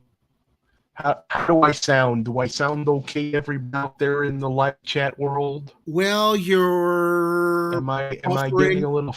Am I fuzzled? That might be on your end, Jerry. No, I'm. Oh, is my audio choppy, Miguel? Okay, hold on. Let me come out of the camera thing, and I'll come back in a minute. Your video was stuttering. Okay. All right. Yeah, Kathy says they should have had an empty podium and proceed. I agree. Marsh said he wouldn't put blame on either candidate. By the time we found a venue that had a few days that were available, the candidates had already other things booked that night. Still, Ascot said he's unhappy. It's frustrating, Ascot said. Someone told me watching this race is like watching paint dry. Nothing is happening. All I can do is go to meet and greets in condominium buildings anywhere that's interested in having me speak. When asked by Block Club, Conway, who was at a West Loop Community Organization meet and greet Tuesday, wouldn't say if he'll commit to participating in a candidate forum held before Election Day. Why? He said he's had numerous meet and greets and has knocked on every accessible door in the ward more than once. So this is clearly his privilege. He doesn't have to attend a forum when he's doing meet and greets. He's essentially marginalizing the other candidate who he could challenge and who could also challenge him because he doesn't want any uncomfortable questions is what it is. That's what this comes down to.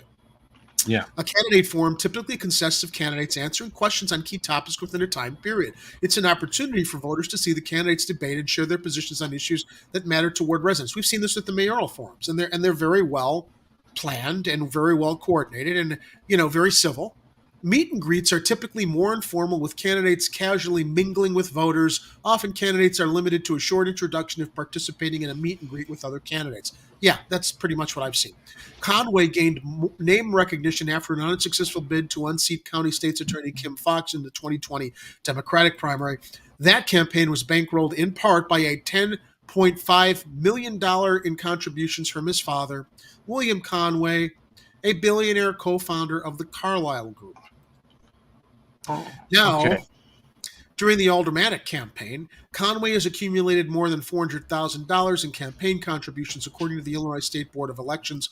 Conway's campaign has attracted high-dollar donors from top Son of a bitch. Executives at Citadel, Madison Dearborn Partners, and DoorDash, to name a few.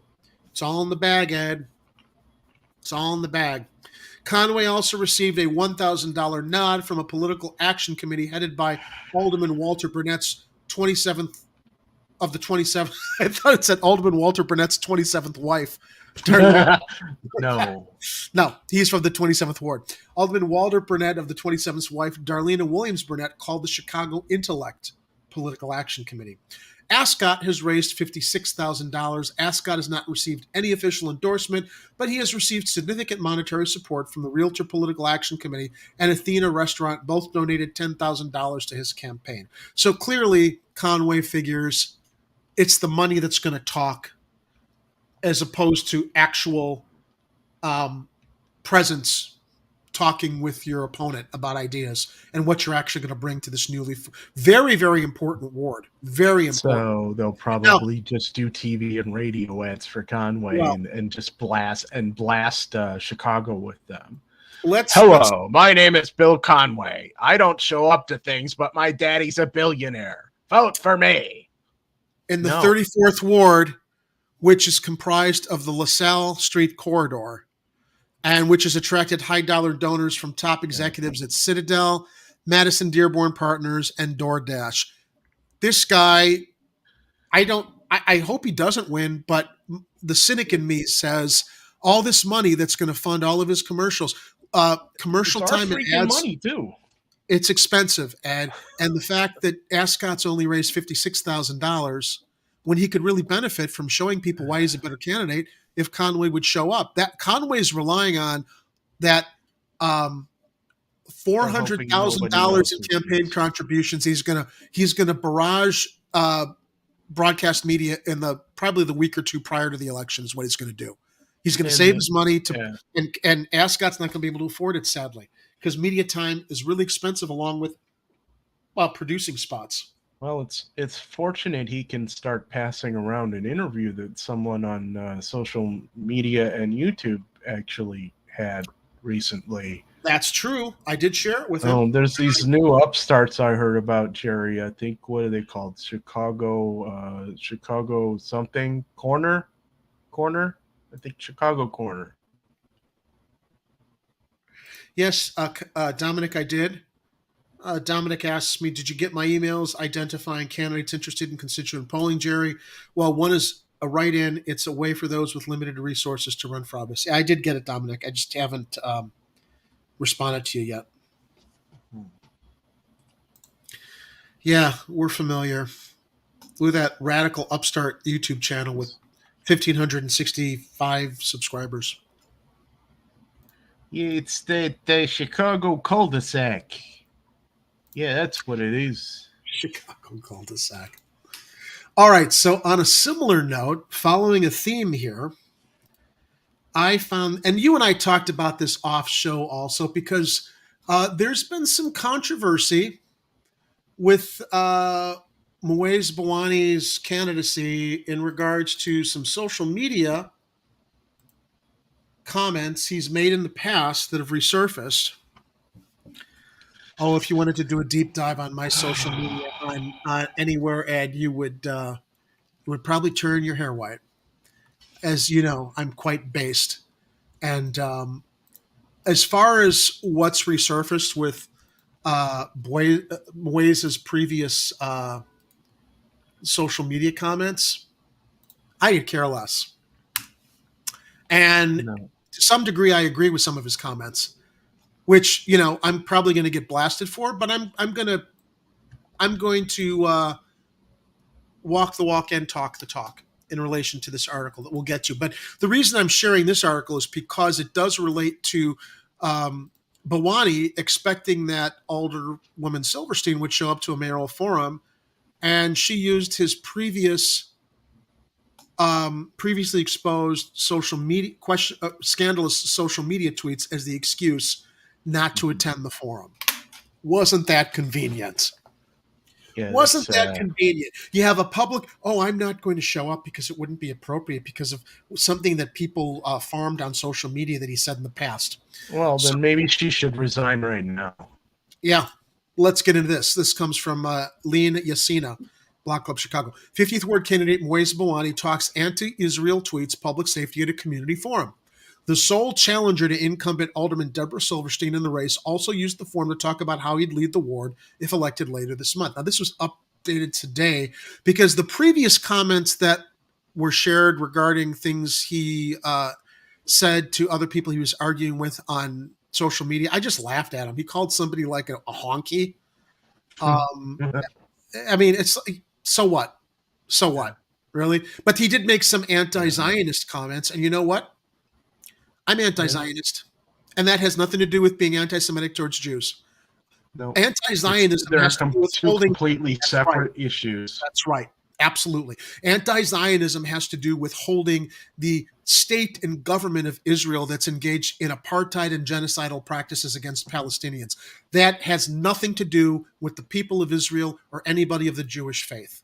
Okay? There are brothers and sisters. This has to do with a cabal running Israel, like the cabal we have running the corporate states of America over here, that are engaging in war crimes, hegemony, and imperialism. Okay, but let's get to this article, and then we'll go into that. A 50th Ward aldermanic candidate again apologized at a forum Thursday for resurfaced anti-Israel tweets that caused controversy last week. Now, is that anti-Israel or anti-Jewish?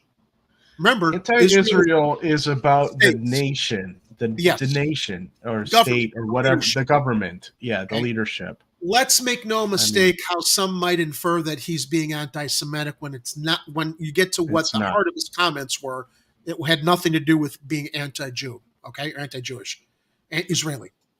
But Moise Bawani, the sole challenger to incumbent Alderman Deborah Silverstein in the 50th Ward race, also used the forum to talk about how he'd lead the ward if elected later this month, saying he'd implement participatory budgeting, push for more mental health resources, and more.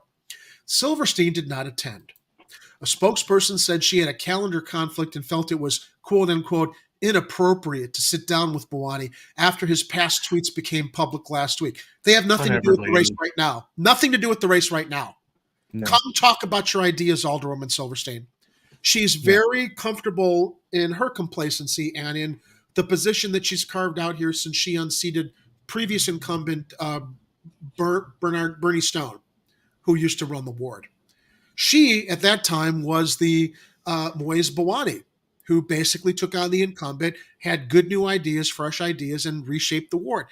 The ward has changed tremendously since Deborah Silverstein became alderwoman. It was a primarily Jewish ward. No problem with that. It has since evolved into a Indian, Muslim, Pakistani ward. Now, that's not to say that we shouldn't have a Jewish alderwoman, but as the times have changed, perhaps leadership in the ward should, as it reflects most of the community and culture that lives here. And I live in the 50th Ward. I'm a block from Western and Devon. I'm right in the Little India corridor. So, when we had Moise on the show talking some really good ideas. Yes, Jerry, I have to correct you. Kathy Powers is demanding it in the chat. It's Moise. Okay, Moise, sorry. Hedge money, and thank you. Hegemony is what Miguel says is pronounced. Moise. Okay. Thank you, Kathy. I think I may have mispronounced his name when I interviewed him. See, it would make it much easier in these articles. I mean, if you have a difficult to pronounce name, you gotta either learn to not care if they mispronounce it or make sure to correct people. So people mispronounce my last name all the time, and you know what? I could give two squirts. It happens. I don't take it. Yeah, people mispronounce Ed all the time. Is that Ed or Ed or Odd? It's how do I pronounce it? It's fine. It's Eid is fine. All right. So she said that it was inappropriate because of his past tweets that became public, which he does address. Now, there are the two candidates. All right. Bawani's tweets were first reported by the Tribune. They were from 2019 and came from a deleted account. In the tweets, he wrote, "Fuck Israel and fuck all you Zionist scum." Bawani, 35, wrote in a tweet from May of 2019. Things get heated, Ed, when you're Jerry, engaging. I'm guessing that was in regards to the Palestinian oppression. I'm sure it was. And In you know what's which interesting? case- I don't know that the Tribune commented on what was he responding to. They only recorded his response. I've seen nothing in regards to what provoked his response to be so vehement, in because you don't normally just respond that way. Somebody's got to push your buttons and trigger you in a way that is completely against what you sense is the moral compass for how people should treat people globally. Can I also insert here that if it was about the Zionist oppression or apartheid going on in Israel right now, that it is not anti-Semitic to call that out because Palestinians are also Semitic peoples. Yes, absolutely. So those were his comments. In other tweets from the same year, he called a white woman a cracker and wrote, "Fuck off, honky." So I want to do a little aside here. That's kind of funny. Honky does not offend me. When I was the media producer on Amara Enya's campaign on the South Side, I was the only white face there. And I used to refer to myself as the token honky. And we all laughed about it. Okay? Because I was. Yeah. And nobody should. It's a word. It's a freaking word. Yeah, this is a word that can't possibly be as offensive as the other word that we're never going to say. Right. Because which carries a lot of violence behind it. White people have privilege. Yeah. So you can't even equate that word to any other. No. But you know what's interesting, Ed? We're talking about the N-word. Yeah. I was playing Call of Duty the other night, as I often do in my late night hours. And Call of Duty is a first-person shooter game. You team up with other players. You're soldiers in the field in this fictional Middle Eastern country, looting treasure, shooting people. So one of the other team members, I could tell from his dialect, he was African American. He was calling me the N-word. Unprovoked. I mean, he was just and I was very uncomfortable with it because I thought, number one, that word carries so much ugliness behind it. I as a white person, I'm sure I know you as a white person, recognize that's a very ugly word filled with vitriol, and it's used as a knife There's a by lot of racists against the people of color. So why would a person of, and I was uncomfortable being called, I'm white. And I was about context. Yeah. Well, context or not, the other player in our squad I could sense was African American also. And he was calling the other guy that. I'm just like, this isn't even about respect for it's about respect for yourself. Why would you throw that word around that way? And it was just, and I just I canceled out of the game because I was surprised that a person of color would so casually throw that word around and he was using it in an ugly way. He was like complaining about our gameplay or something, or we were too slow and I should leave you behind. I'm just like, wow, we're squad mates on the same team here playing a silly video game. At that point, again, it's context, and you know, if that person is brought up in an environment where that's how they've always talked, and all of a sudden, you know, instead of him playing video games in a room with his buddies saying those words, now he's online doing it and not thinking that it might have, you know, different connotations to whoever might be on the other end. Yeah. Uncomfortable connotations. And, you know, honky, I don't care, cracker, big deal. The N-word, I don't go near it. And I'm surprised that people of color do, but I know that I'm not supposed to comment on that because I don't understand, but so it's understandable for Bawani to say that, you know, that he thought that certain things might be inappropriate and that he regrets them or whatever, and it's fine. It's fine that he recognizes that, but also at the same time, you know, some of the things that he said in those tweets were not irrelevant. No, or off base. The article says Bawani apologized in a statement in an interview last week, saying they came during low times for him, including during conflict between Israel and Palestine. And during Donald Trump's presidency, he again apologized at Thursday's forum. good on him for apologizing. If it were me, I'd be like, yeah, it was a bad time, but there's context behind what I said and context behind what triggered it.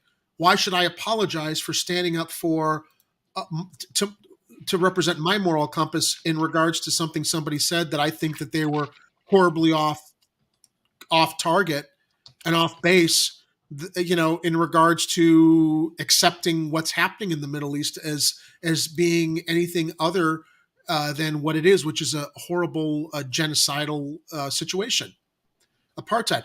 He quoted as saying, "I want to say explicitly that there's no excuse for those words, and I'm never going to hesitate to apologize when I've created harm." Okay, fair enough.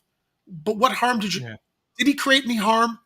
Or does he just have to backpedal now because people mined these comments on social media and decided to throw them at him because Alderwoman Silverstein, an Orthodox Jewish woman, is able to say, well, I don't want to talk to him now. This is inappropriate. Dare I say these anti-Zionist comments might actually be anti-Semitic when we know that they're not. No, and she's basically just weaponizing identity politics in order to avoid having to debate him. Yeah.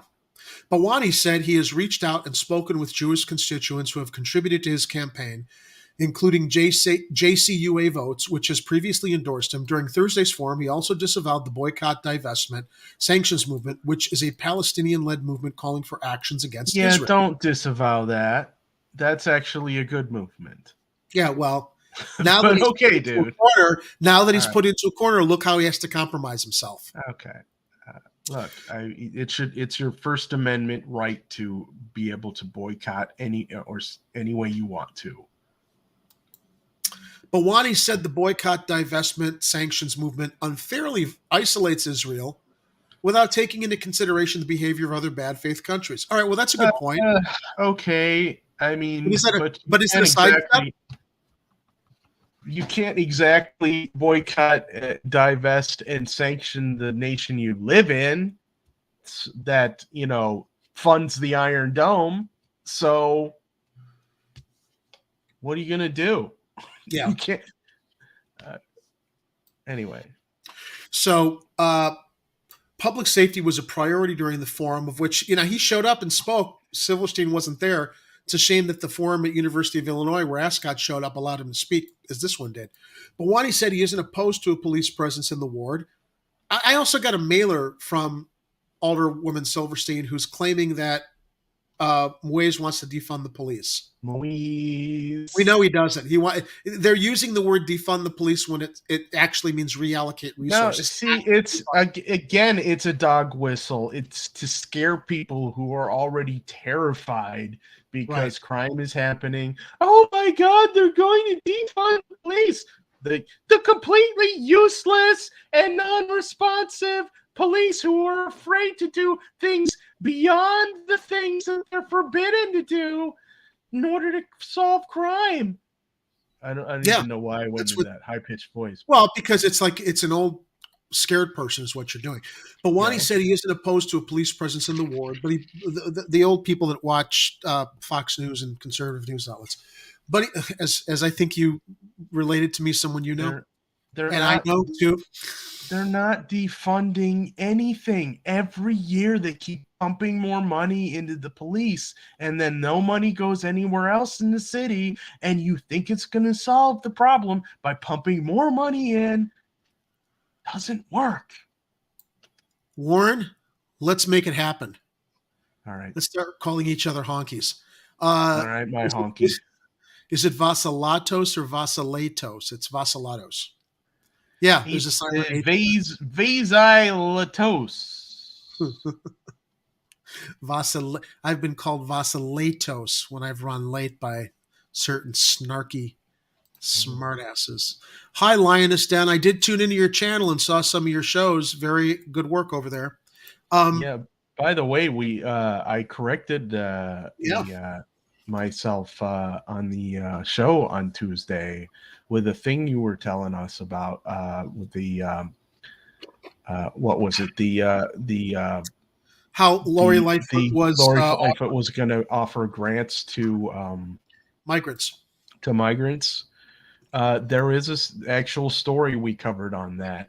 What is Jerry Vasilatos? Is that Vasilinos? No, that's a different. No, that's his porn name. Okay. I guess. I don't. You are welcome. Okay. Yeah, I mean, look, and we talked, and we were basically, in a nutshell, we're saying that, look, it's a yes and situation. We got to support. Migrants because we are a sanctuary city. And also the migrants or undocumented people who are here are contributing to tax base. They are. They're a part of the city like everybody else, and they didn't get COVID funds like relief, like the handful of relief checks that we got. Is my audio dropping out? Not only that, yeah, it sounds like you're underwater, and also your video is breaking up and freezing. Okay, hold on a second. If you want to I think relog my out- internet is screwing with me over here. Okay. Hold on. I will continue the Let's see. Do I sound any better now with the camera off? This is it sounds like it's your internet speed, your upload download ratio. Oh, those bastards at Xfinity. You want to restart your internet connection or plug it in and out and come back? I'll be back in 2 shakes of a lamb's tail. He'll be back. In the meantime, I'll finish this article. All right. So, Bhawani said he isn't opposed to a police presence in the ward, but he believes crime is related to ongoing disinvestment in the community and mismanagement of resources. Quote, "You can't disassociate the conversation about what's going on in our neighborhood with the reality of years and years of disinvestment," Bhawani said. Muiz, I gotta feel like you're watching our show because we're saying this every Tuesday and Friday. And even if you're not, I'm glad that great minds think alike. Quote, "The reality of closing mental health clinics, which was a severe mistake we made 12 years ago, leaving the most vulnerable people in our community helpless. Police should be used to solve carjackings, catalytic converter theft, shootings, and other violent crimes," Bhawani said. "But armed responses are not necessary for situations such as domestic violence incidents, mental health issues, young people arguing in a park, and overdoses," he said. "Public safety is called public safety because it doesn't just emphasize policing," Bhawani said. If he elected alderman, Bhawani said he would support the treatment, not trauma ordinance, which would reopen mental health clinics and move 200 positions to the Chicago Department of Public Health. He also hopes to offer an office for gun violence prevention. Quote, "As stewards of the city, a public service like mental health needs to be implemented back into our budget," he said. Bhawani also said he would support the Bring Chicago Home Ordinance, which is aimed at helping people experiencing homelessness, crafted by the Chicago Coalition for the Homeless. The ordinance calls for hiking the city's real transfer taxes on sales of properties worth $1 million or more to fund homelessness services in the city. The issue became contentious last year, and we shared that story, after 25 aldermen did not show up to a meeting about the ordinance. I would show up for the meeting. I would vote on it. I would make sure that all of you get a door knock from me talking to you about Bring Chicago Home. I'll make sure we build a coalition, he said. I will center every single person in this neighborhood who is unhoused or doubled up, and we got 2,000 people. Although Bhawani is running for the 50th ward, his current home isn't within the neighborhood's new boundaries, which were decided last year and will go into effect after the election. Although he is technically living in the 40th ward, Bhawani said, "It'll always be the 50th ward, just like Warren Park will always be the 50th ward." This is just one process that Bhawani believes should be democratized. He hopes to create democratic processes such as participatory budgeting and community-based zoning. Once people hang on to democracy, once they see democracy and they see themselves in their community in a role, that's a beautiful thing, Bhawani said. Bhawani said community-based zoning, where the alderman's office has a process so residents and neighborhood groups can weigh in on local zoning decisions, support small businesses. It can do such as preventing a local cafe from being overshadowed by a Bahamas Starbucks like a block away. I think on day one, we need to install that process where neighbors get zoning notifications. We have community meetings, he said, and then we vote on it and yet get it together and use the power of community right now. we don't have that. Let's see. I think you're better. Ed? Check, Hello? check. 1, 2. Check 1, 2. Check 1, 2. Audio's good. Look up. Okay, yeah. I thought your video was frozen. Okay, you're back. Yeah, I switched to 720 because my video screen's tiny here. My internet is still pretty jacked on the upstream. I'll just try not to talk so much. Okay. Ed? Jerry? Talk too much? Currently, residents only sometimes receive a notice about property pieces and zoning decisions, Bawani said, but most often you don't in this ward, so we can do a lot better. So there was also some coverage regarding this over at the Chicago Tribune, of which I will just double check and see if there was anything in there that that was missed in the Blog Club Chicago. Yes, in regards to the tweets, his social media tweets that Silverstein used as an excuse not to show up at the forum. Talk about her record, challenge him, have him challenge her. As more deleted tweets emerge, the 50th Ward challenger aims to shift focus to rival. I hope Alderman Silverstein's record receives as much scrutiny. By Hank Sanders. And what is that record? Just 15 blocks separate the campaign offices of incumbent Alderman Deborah Silverstein and her opponent, Muiz Bawani, yet the candidates vying for Chicago's 50th Ward seat are a study in contrast, emblematic of the area itself. Last week, those contrasts were amplified by the revelation of controversial tweets Bawani posted in 2019, and we went through them. The impact of the tweets was clear after Bawani apologized on his website and again in front of a crowd at a candidate forum last week. Silverstein, a 3-term incumbent who describes herself as an Orthodox Jew, responded with a statement of her own condemning the tweets. She skipped the forum with a spokesperson saying it was not, quote unquote, appropriate under the circumstances without elaborating. Well, what does that mean? You need to elaborate. Why was it not appropriate? Something he said in 2019 offended you, so now you don't feel you have an obligation to come and speak in front of the ward, in front of members of the ward, and discuss ideas and talk about why you're still suited for the job and why Muiz is not? I call bullshit. All right, I love this. This is the Tribune who broke the first story, right? Several more controversial tweets from Bawani's past resurfaced, some as recent as 2021. Screenshots show Bawani calling then House Speaker Nancy Pelosi some fucking honky feminist, saying the American people are pretty fucking stupid, and writing of a police officer accused of roughing up a preschool student, tell me why no one should fuck this cop up. Would you be surprised to hear I agree with both of his tweets? He's got nothing to apologize for. So what? It was a heated moment. And he said, Nancy Pelosi, Queen Inside Trader, who's made more money in politics, she and her husband are better investors than Warren Buffett. Why? And has gotten rich while she's in office. Why do you think that is? Why do you think that is? Because she's a fucking criminal. So I don't care that he calls her some fucking honky feminist. I wouldn't care. I don't care if he calls her that. I don't care if he calls someone on the right that. That is his right to express himself that way. And if I'm sorry, you don't like the vulgarities, well, tough titty. Okay. Jerry, could you tell me one more time what did he call Nancy Pelosi? Some fucking honky feminist. Yes! I don't disagree with him. And the American people are pretty fucking stupid. Well, if it was in regards to supporting her, they are. Those tweets prompted more contrition from Bawani. You see, they're basically putting him on the ropes. He's got to apologize because there's so many people with such virgin ears that just can't hear or read that kind of vitriol from somebody who's triggered because of the horrible things Nancy Pelosi has done and the stupid people who continue to support her.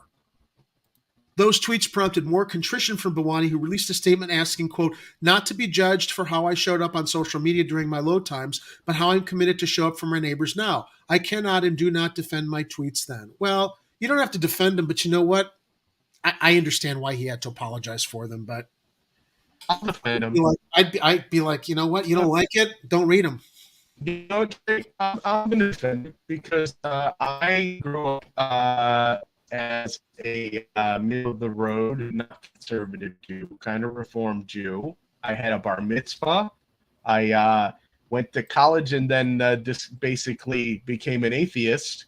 But I have morals, and I can recognize the difference between being anti-Israel and anti-Semitic. And I can understand that the comments that Moise made back then were quite apt and relevant to the conversation. Yeah. And if Silverstein cannot accept the fact that he actually has a leg to stand on in those tweets, then maybe she is the one who's out of touch and overly sensitive by weaponizing her identity. Dude, do you know how many Greeks that I know who are voting for Vallas because he's Greek? Or who voted for Alexei Janulius because he's Greek? You know, you can't, just because you're Greek doesn't mean that you should elect a Greek candidate. I saw a great meme of someone saying, you know, let me see if I can find it real quick. I think I shared it with you once. I think I shared it with you, actually. Did you share it with me? It's the one I'm thinking of. I was like, oh, man, Jerry's going to see this. Yeah, I actually shared it on my Facebook today with some Greek guy who was asking, when I mentioned Jamal Green, he said, who? And I said, well, he's certainly not this guy Vallas. And I shared the link to the Tribune article about the sexual abuse scandal that Vallas chose not to investigate. Because, you know, Greeks are not paying attention to that. They're just paying attention to their tribe, which they shouldn't be doing. I don't know, guys. I think Jamal is probably the most Greek. Where is it? I have nothing to back that with, but, you know. Well, I think I just found it. Anyway, yeah, you know, you can't, if you're voting for a candidate because they identify with your culture, then you really need to learn a little bit more about why you vote. So, but yeah, speaking about here with Silverstein and how, you know, anti-Zionism is equated with anti-Semitism, which it shouldn't be, or how Greeks are all behind Vallas despite the fact, you know, he's borderline white supremacist, Republican candidate, authoritarian, but he's Greek. All right, so Moise went on to continue. This time, he added, I hope that Alderman Silverstein's record receives as much scrutiny as my deleted tweets. The focus of Alderman Silverstein's mistakes deserve to be elevated to 50th Ward voters just as much as my commitment to keep improving and being accountable as a leader if elected. But the tweets could prove particularly problematic for voters in the newly drawn 50th Ward, one of the most diverse areas in Chicago. Bordering Evanston is on the far north end of the city and covering most of West Ridge and a little bit of North Park. The ward is home to socialists and conservatives, Muslims and Jews, Indian and Pakistani Americans, and many other ethnic groups. Now, I've always, you know, kind of mused living here in the 50th Ward. You know, you've got Jews on one side of the street, Muslims on the other side of the street, within stone's throw. I'm like, hey, man, if they can get along here, they should be able to get along on the West Bank. What's the problem? Somehow we've got to figure it out here in Chicago. Yeah, well, the problem is they don't want to share. I know. The problem is Benny Netanyahu and his Likud. It's not just Bibi though. I mean, there's a whole. They've taken over the government there, and then even non-Zionist Jews who live in Israel have issues with the way the situation is going with the apartheid and oppression of the Palestinians. So their governing is based on theocracy, not secularism. Their country is running on it's the promise. Look, Jews figure it's the promised land. Christians ally themselves with Jews because they figure when the rapture happens, all the Jews are going to be wiped out and they're going to get that promise. I mean, it's so fucking like delusional, attaching yourself to these fairy tales written thousands of years ago. Oh, that reminds me. I got to go watch that Book of Mormon movie. That sounded like it was a hoot. I haven't heard about it. The one, well, it's not musical. New. It's not new. Yeah, I guess it was a musical too. That's but right. It was musical, The Book of Mormon. Yeah. Yeah, the one that Matt and Trey from South Park made. Right. Yeah. Yeah, I'm familiar with it. Whatever the impact of the tweets on voters, Silverstein also has to defend her record against the political newcomer. For her, that begins with the recent investments in her neighborhood. I was able to get a state-of-the-art library that has affordable housing above it with the Tribune, and $68 million for our schools, including 2 annexes at Rogers Elementary, Decatur Classical School, and $10 million for our parks. Bawani, a Chicago Public Schools high school teacher who was on leave during the campaign, is supported by large donations from the Chicago Teachers Union. He doesn't think Silverstein should get credit for the school improvements. Quote, "The stats that they're citing are not in any way accurate," Bawani said. "CPS capital doesn't work like that. No alderman can say a school needs a wing." Silverstein expressed confusion as to why CTU would back her competitor, claiming she has backed every single ordinance that CTU has ever asked me to vote for. That's not a reason to vote. So it's a quid pro quo, is what it sounds like, how things operate for her, not what's actually right or honest. After the first set of Bawani's tweets emerged last week, a CTO spokesperson called them offensive, hurtful, and unacceptable, but noted that he had apologized. Along Devon Avenue, the economic vein of the 50th Ward, which Silverstein takes credit for improving with a multi-million-dollar streetscape, the varying identities of the area stand out. A kosher bakery called Tel Aviv is just a few doors down from halal sweet shops. Business signs are written in Hebrew, Hindi, and Arabic. Across the street from Silverstein's office is an Indian and Pakistani restaurant whose owner, monthly income, and calling her nice and helpful. Okay, so, I give her credit for all this, and I think I even went so far as to say that in the interview that we did with Moise. Moise presented a lot of good, forward, progressive thinking ideas that swayed me to being interested in voting for him and supporting his candidacy. But I did parse that with the fact that I've never been unhappy with Silverstein in the neighborhood, but he brought attention to some things, which you can all go back and watch in the interview that we did with him. It's in the playlist, Chicago electoral interviews or 2023 elections. It's on our YouTube channel where you can just find the interview itself and learn more about Moise's candidacy and his ideas. So, yeah, I mean, I am going to give Silverstein credit for a lot of things because she's not – I've never sensed that she was a corrupt or dishonest operative here. Although I do understand that, she was a big supporter of Rahm and she's kind of rubber stamping Lori now. And there's problems with some of the stuff that she's been doing lately with kissing Lori's ass as far as not challenging her in ways that Moise has proposed in regards to more investment in the community, mental health clinics, etc. This is really a melting pot for everybody, Silverstein said in a recent podcast interview. I wish the rest of the world could see how we get along. I'm really very proud of that. And that's a fair point.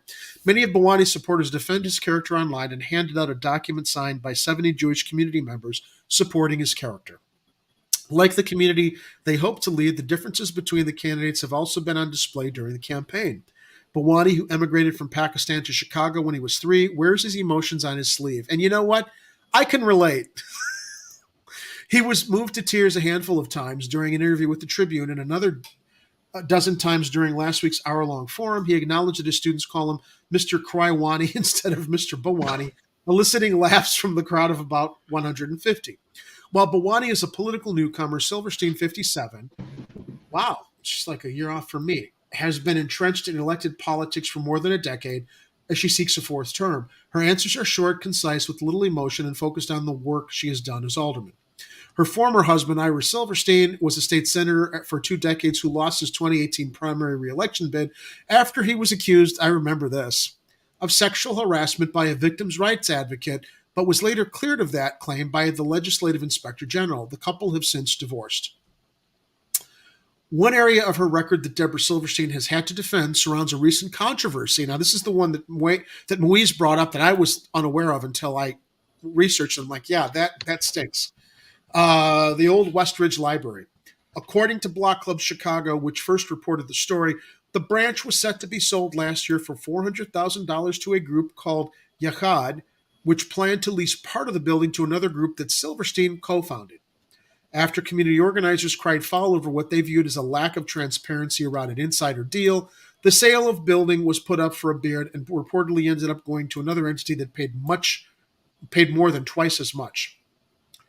I handed Yakad's bid over to the Department of Planning and Development, and they worked out all the details, Silverstein told the Tribune. So apparently there were some people in this ward that didn't like that, and then the department did go back and open the bidding process again. How candidates handle crime is also an important topic for voters. Silverstein echoed what she hears from constituents as she knocks doors. The 50th ward needs more police on the streets. No. I live here. We don't need more police on the streets. She claims credit for bringing 20, because you know what? There are shootings all around here, and nobody shows up until like hours after, or, when there's a fatality reported. More cops on the streets are not stopping crime. No, they're not. How many times do we have to say this? Is putting more cops on the street going to put them right in the spot where someone decides to commit a crime? No. It depends. Well, okay. Maybe. I mean, again, it would also require a massive change in how they do stuff, because, like we have said on this show, they should live where they serve. Yeah. If they're going to be walking a beat, it should be in their own neighborhood. If they're going to be protecting tamale vendors, for example.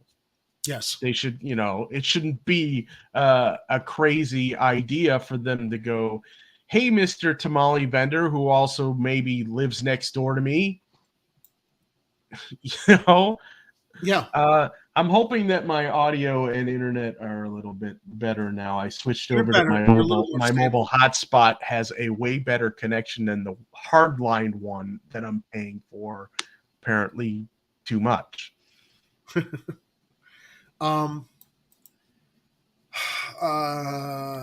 do have a breaking update from Lioness Den in the live chat. Let me finish this okay paragraph regarding bringing. We need more police on the streets. She claims credit for bringing 20 additional officers to her ward, while also labeling her opponent as a defund the police candidate. He's not a defund the police candidate. See, it's that kind of dishonesty that really disappoints me in her. Bawani was careful not to use that term to define his plan. He agreed that more cops are needed, but also emphasized the need to invest in crime reduction in other ways. I'm not going to give anybody leeway to just use the term defund because it becomes one of these easy non sequiturs, Bawani said. But We've also had the lowest graduation rates ever of the police academy. Someone who can respond to people in crisis that doesn't require an armed response is a necessity. It's been a necessity. However, in one of the tweets that emerged Wednesday, dated August of 2020, during unrest that followed the police murder of George Floyd, Bawani wrote in a comment on a CPD post, "Imagine when you all have to get real jobs, defund CPD." So, does that mean he wants to defund the police department now? Of course it doesn't. He was emotionally reacting. He was reacting in the moment when he saw the violence committed by cops in relation to what happened to George Floyd. A lot of people were riled up and heated at that time. To glom onto this as a reflection of where he is now, running as a candidate in a ward, which, by the way, he's going to be responsible for keeping safe, or he's going to be a one-term alderman. That's what's going to happen. So and this defund, it was a horrible phrase to choose in regards to the controversy regarding police abuse. Go ahead, Ed. But it's not unreasonable to say that you should be redirecting police funds to other things that would work better in preventing crime. Yeah. Like community support services. Yeah. Okay, one last thing here before we go to your breaking news. Bawani took his chance to criticize the incumbent as well. He brought up her vote for a budget that closed mental health clinics in 2012 and said a city council member should show more dignity when it comes to serving their community. It just hurts to see, a neighborhood where there's such an immense amount of need to being neglected, he said in the same interview with the Tribune. Silverstein said she voted with the majority on the mental health clinic closures and took issue with his portrayal of her character. I seem to think that I am an extremely transparent alderperson, and I'm an alderperson for everyone in this ward. She said, as far as transparency, I think maybe you should go back to my opponent and ask him why he has deleted some tweets before he ran for alderman. Because candidates like you would take them and weaponize them and basically present them out of context, Alderwoman Silverstein, with all due respect. Yep, that's why. That's why. Because it has nothing to do with the race right now. Silverstein also questioned Bhawani's ties to the area, saying he hasn't been a long-term resident of the ward. Yeah, well, that's because it just got they just reestablished the boundaries. He was, and they just changed the borders. Bhawani explained he had to move around a lot during his childhood due to evictions caused by his family's poverty.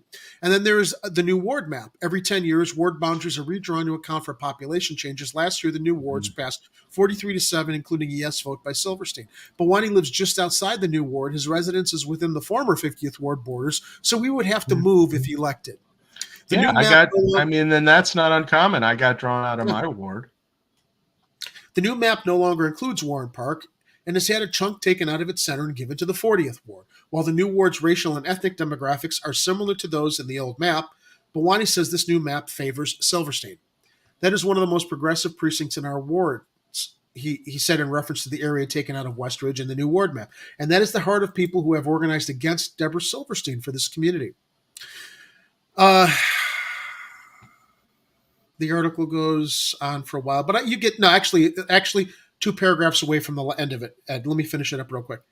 Bhawani has received backing from the CTU, the SEIU Healthcare Union, and local individuals, many of whom came out in continued support of Bhawani after the first batch of his old tweet surfaced. He has also been endorsed by the Democratic Socialist of America's Chicago branch, which has not responded to the Tribune's request for comment.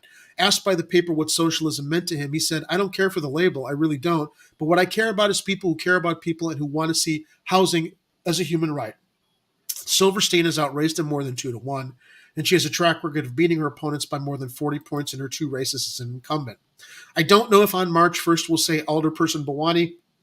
We're probably back in school on March 7th, Bhawani said, but there's a thing about this area. There's a pain people go through, and if I can in any way alleviate it, I will. End of story. You had breaking news. I did, Jerry. Is it okay if I do the little intro for that?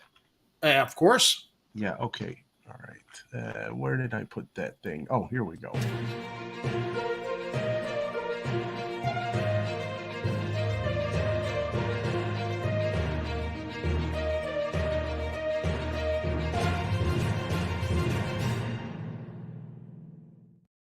Oh, that story.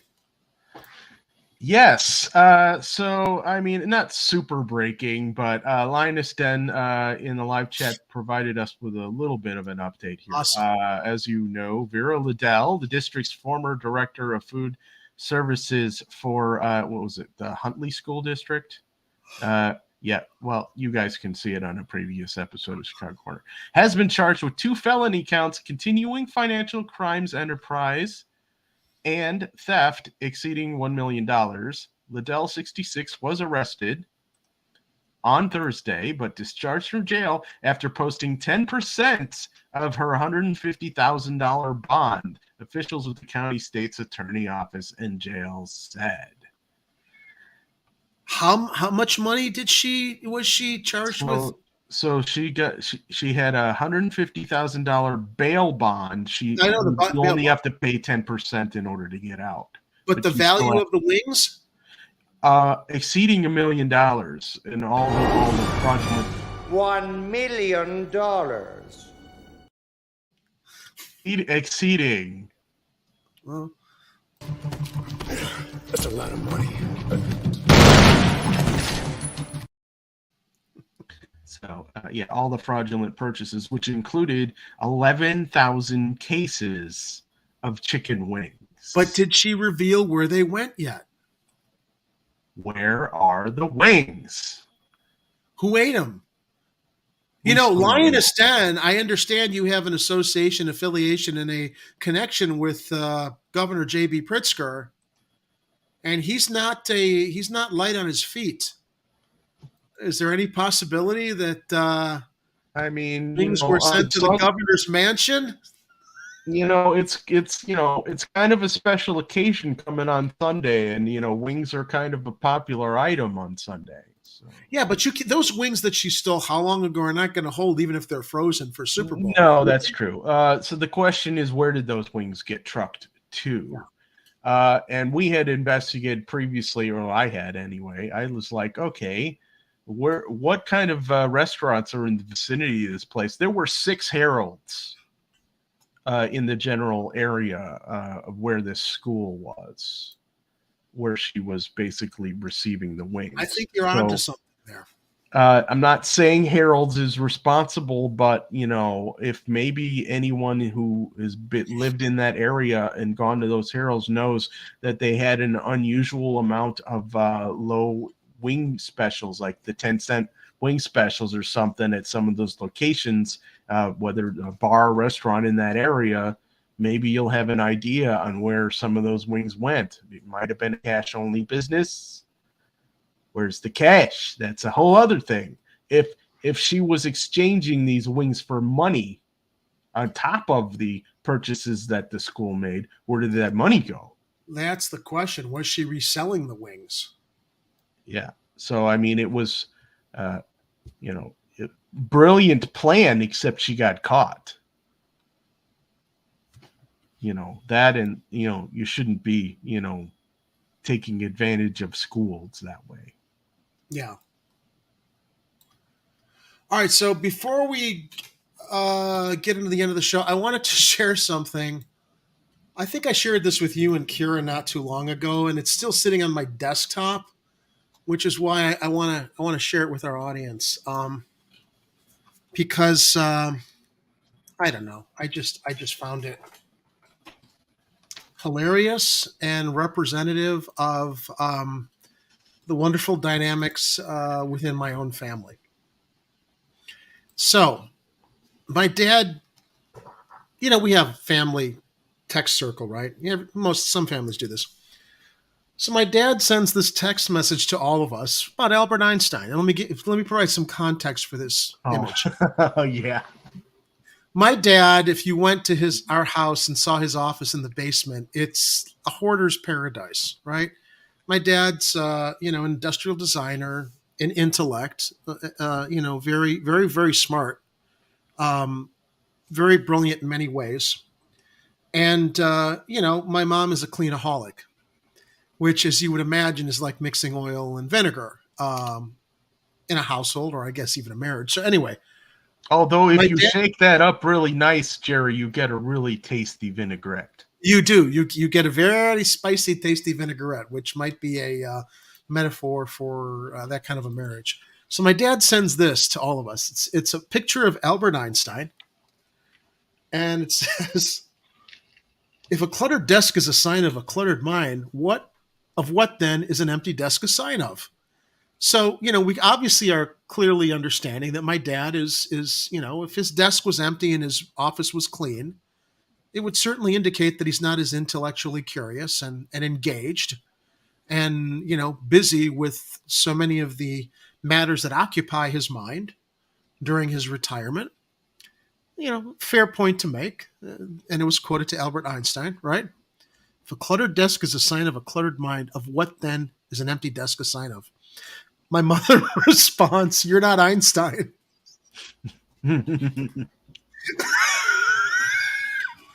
My sister laughs. My dad says, "Never said I was Einstein. We're talking about mind management, and I will leave it there." Uh-huh. Oh, but it gets better.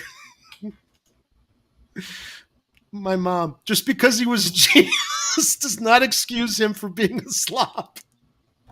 Hopefully he was single, as no one would put up with his habits. I can imagine what his bathroom looked like." I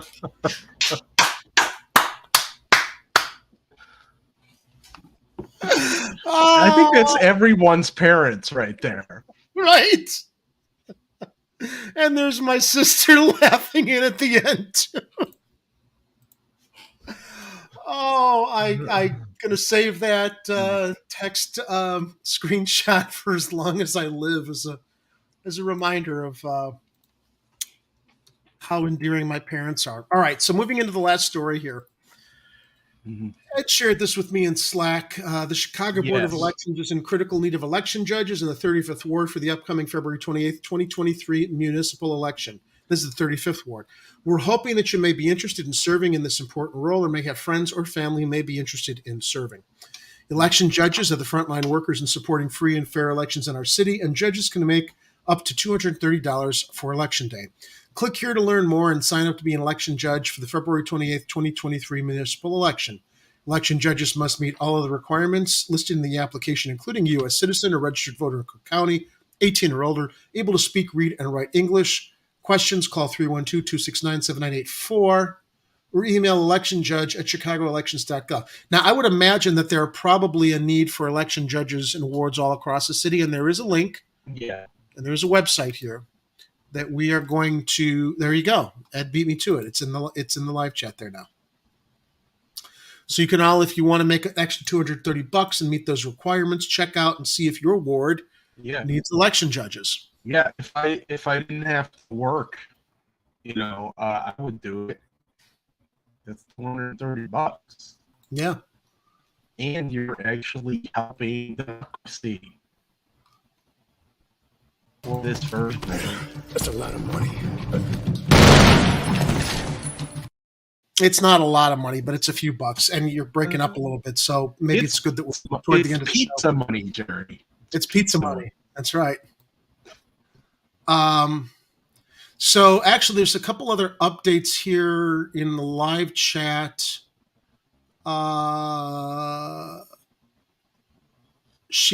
Lioness Den mentioned she did much of this during the pandemic. I'm wondering if that's a reference to the missing chicken wings. What, reselling wings? I'm not sure. I'm going back in the chat, just catching up on some of the comments. No. Wings for Reed? We don't know what exactly the transaction status was for those wings. Well, Lioness Den, I think that her reference to it happened during the pandemic, and it was a pandemic. That's a good documentary people should seek out. It was a reference to the wings, she said. Okay, so yeah, the wings, so that all happened during the pandemic, that all those wings were sourced and given away to. I'm still waiting to see when they're going to find out where they went. So anyway, that's our show. That's all I got. Ed's signal's still breaking up again, so it's probably good that we get to the tail end here and just a little bit. Yeah, your video is looking a little blocky. Oh, well, that sucks. Yeah, that's all right. We went, 7:30, 8:30, 9:30, 10:43. 8:30, 7:30. All right, hold on a second. It's almost over 3 hours. 1 minute. Okay, that's better. Okay, yeah, we can hear you as you're trying to pull yourself out of that. Is that working now? You can hear me better? Okay. Yeah, you're in the, remember Yellow Submarine? Beatles movie? I think I only saw that once, but I do remember the album. You're in the Sea of Holes. You're trying to in the town where I was born. Can't sing no more of this, or we'll get at the MCA strike. Lived a man who sailed the sea. Anyway, yeah, your avatar reminds me being in the Sea of Holes, trying to pull yourself out. Anyway, Ed, as always, thanks for joining tonight. Always a pleasure to wade through the best of what we could curate from this week's news stories. Anything you want to share at the end of the show before we move on?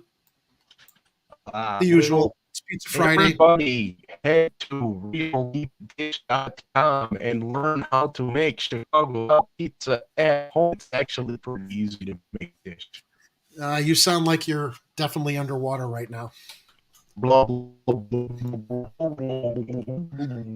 All right, Ed's drowning there. In the meantime, you know where to find Ed's website, Real Deep Dish Pizza. It's in our show notes. I want to thank everybody else who was able to join us tonight in the live chat as we went through this week's stories. We will, of course, be back again next Tuesday. So I hope you can all join us there. If you haven't already shared, and subscribed, please do so on your social media and on our YouTube channel. If you can afford to and like what we do here, please head over to Patreon to support Chicago Corner. I want to once again thank our 4 patrons on Patreon. Dominic Palella, Kathy Powers, Shane Coughlin, and Dr. Howard Ehrman. That's all we got this weekend, this Friday. As you go into the weekend, everybody, please make sure to stay safe, watch out for each other, be vigilant, and remember, if it's happening on the streets, you hear about it here on Chicago Corner. And don't you always? Thanks for joining us, everybody. We'll see you next week. And as always, stay safe, Chicago. Get out. And don't come back until you've redeemed yourselves.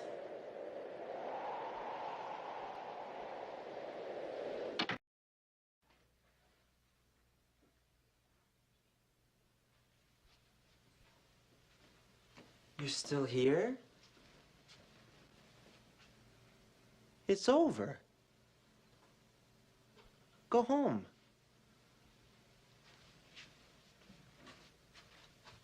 Go.